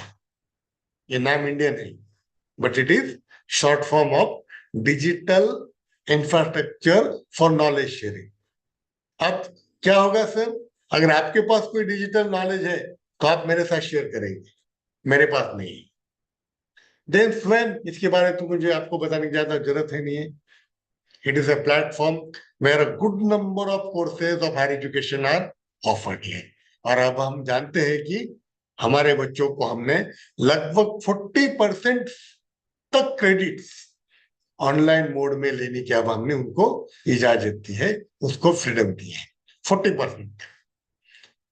अब हम नहीं कहेंगे sir कि हमारे पास ये सब्जेक्ट नहीं है, हमारे पास इनका इंफ्रास्ट्रक्चर नहीं है. The student will get it from other institutes. Then AI to overcome the want of teachers, AI is there. अब ये चैलेंज भी है और मिशन भी है. ये चैलेंज भी. Then, but one thing is the policy says it will not be implemented at the blanket level everywhere in one stroke. No, ऐसा नहीं. एक साथ हर जगह इंप्लीमेंट नहीं किया जाएगा. For that purpose, some pilot studies will be undertaken. Pilot studies, some districts, some area will be undertaken. It will be implemented there, and then taking into consideration pros and cons, the thing will be improved and it will be implemented at the blanket level. Then, इसको तो हम जानते हैं, online assessment and evaluation. मेरे ख्याल से कुछ विश्वविद्यालय में these things are taking place in online. बच्चे ऑनलाइन एग्जाम देंगे और उसके उनके आंसर शीट आपके सामने ऑनलाइन आएंगे, आपको टिक करना है. Online assessment and evaluation there. Third thing, teacher training. हाँ, उसको मैं थोड़ा ध्यान देना चाहूंगा. I think the teacher for CAS promotion prepare their API, right, academic performance indicator, and at present these API forms are made in accordance with the guidelines of 2018, July 2018. and जहां भी added college है वहां teacher को CS के तहत promotion दिया जाता है. उसके लिए जो API का फॉर्मेट है वो अभी 2018 के रेगुलेशन के तहत चल रहा है. उसमें भी आप देख लेना कि वहां आपने ऑनलाइन कंटेंट कितना बनाया है, आपने ऑनलाइन मॉड्यूल कुछ बनाया है क्या, आपने ऑनलाइन का सिलेबस बनाया है क्या, आपने कोई मुक बनाया है क्या, ये सारी चीजें वहां ध्यान देने जा रहे हैं. ये पहले नहीं था. 2018 के पहले ये सारी चीजें हमारे API फॉर्म का हिस्सा नहीं थी. It means those teachers who are good in technology will be given promotion or will be given more. लेकिन साथ ही साथ the policy makers are also aware of the digital divide. मतलब ये ऐसा नहीं कि सब कुछ चंगा है, नहीं. The policy makers know that there is a digital divide. देख लेना, ऑनलाइन एजुकेशन के लिए certain things are needed. One thing, digital infrastructure. Second thing, connectivity. Third thing, electric supply. And fourth thing, data. Isn't it? ये चार चीज तो हमें लगती है. ये चार, कम से कम एक छोटा मोबाइल लगेगा आपको, स्मार्टफोन, कम से कम उसको चार्जिंग के लिए लाइट लगेगी. तीसरी थिंग, जहां बच्चा है वहां कनेक्टिविटी लगेगी. अगर कनेक्टिविटी है भी तो उसके पास डेटा लगेगा.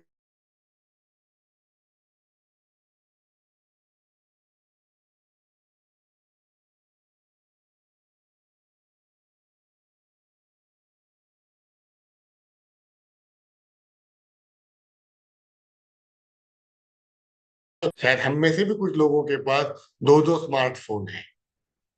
जैसे किसी घर में चार चार फोर व्हीलर होते हैं ना, बच्चे के लिए एक, बच्चे के लिए एक, माता के लिए एक, पिता के लिए. Four wheeler are party. And on the other hand, we see that some students cannot come to the college and school because there is no transport. In the same way, इस ऑनलाइन शिक्षा को online को इस्तेमाल करना है तो ये infrastructure हमें लगेगा, ये चीजें लगेगी, लेकिन the government knows that it is not available with all.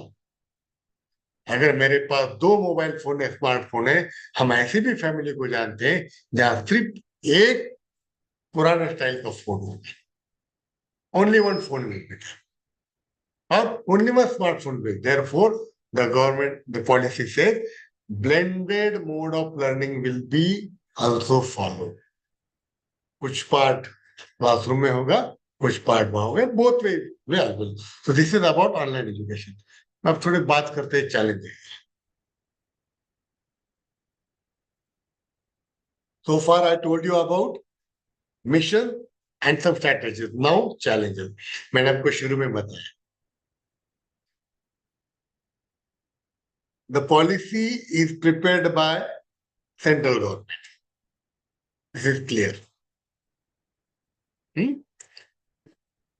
But the load of student enrollment and teacher recruitment is very less on the sector. जैसे कि मैंने आपको शुरू में बताया था, only 6% students are in central funded institutes and only 3% teachers are in centrally funded institutes. Only 3%. 22% teachers are in state funded institutes, 22. And remember, 75% teachers are in colleges.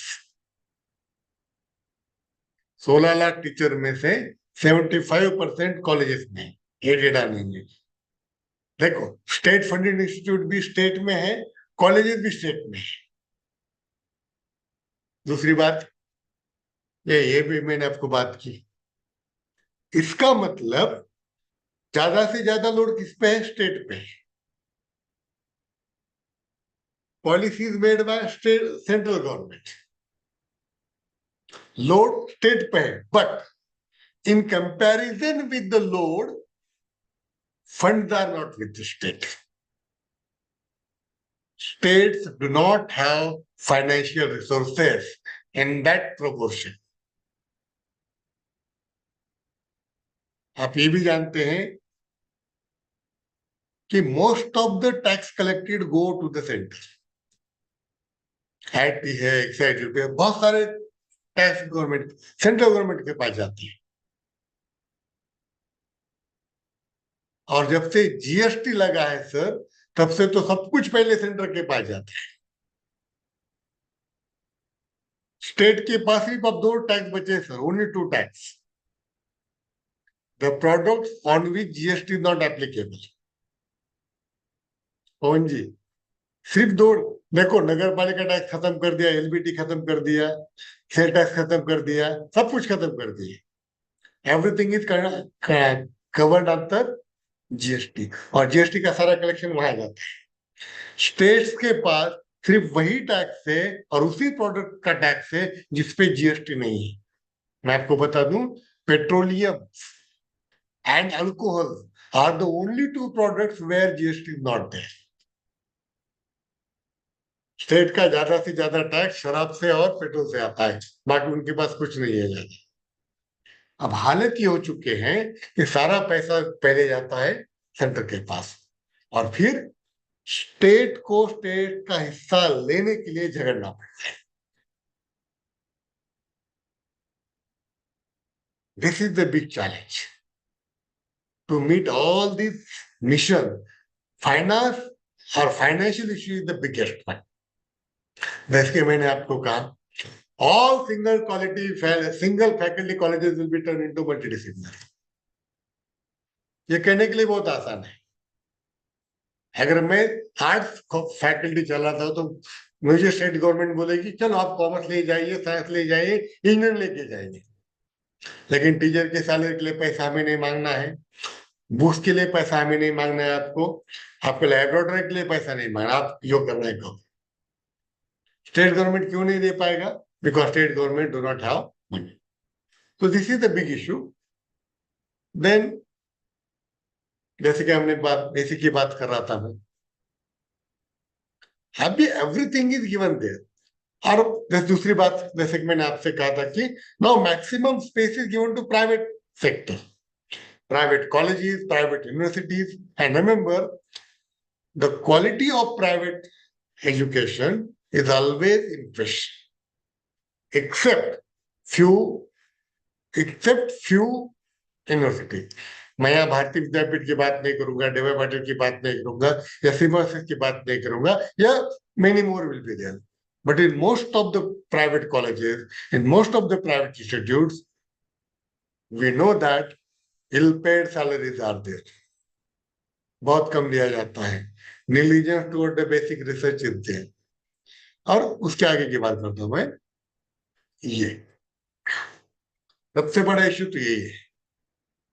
India is a vast country. अलग अलग state में अलग अलग formula है। महाराष्ट्र में most of the colleges are manage private by government aided. In Madhya Pradesh all the colleges are run by government only, और कुछ state में प्राइवेट भी है, गवर्नमेंट भी है। तो ये जो मिक्स मेथड है ना, ये सारे लोगों को कंट्रोल करने में दिक्कत आती है। एंड दूसरी बात, जैसे कि आप हम कह रहे थे, इसका mission issue of language and IQS. I told you that this policy talks about reviving IKS or making our present day college and universities like Nalanda and Takshashila. But who knows how those universities used to run, और किस हद तक उस चीज को अब नए सिरे से लाना पॉसिबल है, ये भी दिक्कत। दूसरी बात, हमें IKS पढ़ना है। IKS mean what happened in India before British and Mughals came in here. ये बहुत बड़ी दिक्कत का काम है। 1200 AD से पहले यहाँ क्या हुआ था, अब हमें स्टडी करना है। Many people will not be ready to do that. और बात लैंग्वेज की है, ये तो आज मेरे ख्याल से पहलगाम अटैक ने थोड़ा सा इस इश्यू को साइडलाइन किया, otherwise in last month this was the big issue. Tamil Nadu was opposing, Kerala was opposing, Karnataka is opposing, West Bengal is opposing. Why? Because somewhere Tamil Nadu thinks that center is imposing Hindi on them. A three-language formula, that is the thing. Last point is there now. Yes. Now, what is three-language formula? Maharashtra की भी बात हो गई थी। मेरे ख्याल से पिछले हफ्ते महाराष्ट्र के स्कूल एजुकेशन ने डिसाइड किया कि हम three language formula standard four से इंप्लीमेंट करेंगे, और Hindi was made compulsory from standard 1. It was strongly opposed, and the state government had to withdraw it. इस बात को समझिए। इंग्लिश एजुकेशन इंडिया में आया, Indian languages went to the back side. अगर महाराष्ट्र में हिंदी को कंपल्सरी किया जाता है तो the plight of Marathi will be like those Indians after English education in India. English के सामने भारतीय भाषाओं की जो हालात है, वही हालात महाराष्ट्र में मराठी के हो जाएंगे हिंदी के साथ। तो considering this thing there is a strong political opposition also. इसमें एक ऐड करना चाहूंगा मैं कि political disagreement is also a big issue. What I say, political disagreement is also a big issue. India is following the multi party system. ये हमेशा नहीं होगा कि सेंटर में भी उसी पार्टी की सत्ता है और स्टेट में भी उसी की है। जहां जहां ये बदलेगा वहां वहां इशू आएगा। Therefore we know that Tamil Nadu government is saying no, Karnataka government is saying no, West Bengal government is saying no, even Kerala is saying no. So these are some of the issues: diversity of management, diversity of language, and diversity of the thing. These issues are there. Now let me stop now. I leave it you to make some questions or some addition to it. अगर आप इसमें जोड़ना चाहते हैं या कुछ पूछना चाहते हैं या डिसएग्री होना चाहते हैं तो यू आर मोस्ट वेलकम। मैं समझता हूं कि we are in the democratic country Pawan ji, अगर आप कुछ मुझसे डिसएग्री होना चाहते तो you are most welcome. I try to put three thing before you. मैंने आपके सामने ये रखना प्रयास किया कि हम यहां तक कैसे आए. One thing. Second thing, what missions are there of higher education in India as per this NEP 2022. इस NEP 2020 ने हायर एजुकेशन के मिशन क्या रखे हैं? Decolonisation, internationalisation, then technology and then knowledge economy at front support. फिर मैंने थोड़ी सी बात ये भी की कि how it is going to take place. And finally I presented before you what challenges are there, because without acknowledging challenges we cannot go ahead. मुझे ये बीमारी ही नहीं अगर होगा वो कभी नहीं सुधरेगा. ये इश्यू है, फाइनेंस का इश्यू है, पॉलिटिकल डिसएग्रीमेंट है, लैंग्वेज का इश्यू है, डिजिटल इंफ्रास्ट्रक्चर का इश्यू है, और सबसे बड़ी बात unequal distribution of load and fund is there. आज हमारे हालत ये हो चुकी है हर स्टेट की कि कटोरी लेके जाना पड़ता है सेंटर के पास कि हमारा GST का शेयर हमें दीजिए. And we know that the things are taking place. Thank you very much. मेरे ख्याल से इसको थोड़ा समय ये करता हूँ. Is there something that you would like to add to this, ताकि मुझे अगली प्रेजेंटेशन में उसको सुधारने का मौका मिलेगा. पवन जी, आप कुछ जोड़ना चाहेंगे इसमें? Hello.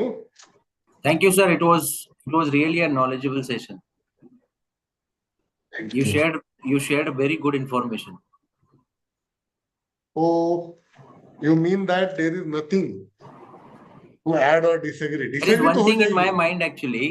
This is not related to the session, but still we have different authorities, governing bodies controlling the higher education institutes. I Yes. wonder why there is no governing body or the government is not taking control on the private schools. It is being now. It is being. Now, आपने एक चीज को याद किया होगा कि 5+3+3+4 आया है formula. Yes, right? sir. Now, if you specified further, पहले 5 साल जो है ना, उसमें से 3 साल प्री स्कूलिंग के हैं Preschooling के.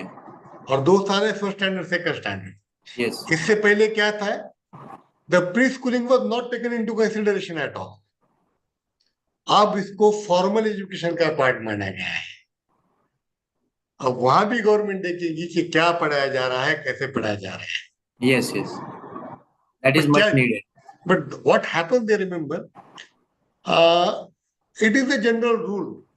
Who pays you has more authority to question you. हम यूनिवर्सिटी को उतना भाव नहीं देते जितना ज्वाइंट डायरेक्टर को देते हैं, because that is a paying authority. If government begin to pay something to them in any form, then government will have natural right to question them, inspect them. मुझे लगता है कि गवर्नमेंट में वहां काम करने की जरूरत है. It is my personal view sir कि no government can call itself a welfare state if it does not take the responsibility of few sectors, particularly education and health. ये दोनों चीजें राम भरोसे नहीं छोड़नी चाहिए. That must be taken. लेकिन क्या है, अब गवर्नमेंट की प्रायोरिटीज अलग हैं. We are not here to criticize somebody or adequate somebody, but their priorities are quite open to all, public to all. अब 1,500 रुपए देने से क्या आने वाला है हम जानते हैं, या फिर साल में 6,000 देने से क्या मिलता है हम जानते हैं. Please remember, there are 2 types of schemes.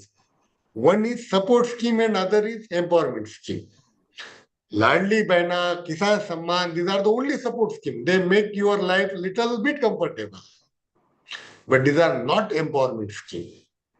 हमें empowerment scheme की ज्यादा जरूरत है. And empowerment can be brought through education only. But government अब क्या कहेंगे? Everything is governed by election and power. So that is the thing. चलो, anything else? Namaste. Thank you. Thank you very much. MMTTC Sant Gadge Baba Amravati University Amravati for offering me this opportunity to share my views with you. Of course, I was expecting something different from you. मैं चाहता हूँ कि आप हर बार मुझसे disagree करें, क्योंकि disagreement is very much necessary. चलो, thank you one and all. Thank you, sir. Thank you. Namaste. Thank you. Thank you, sir.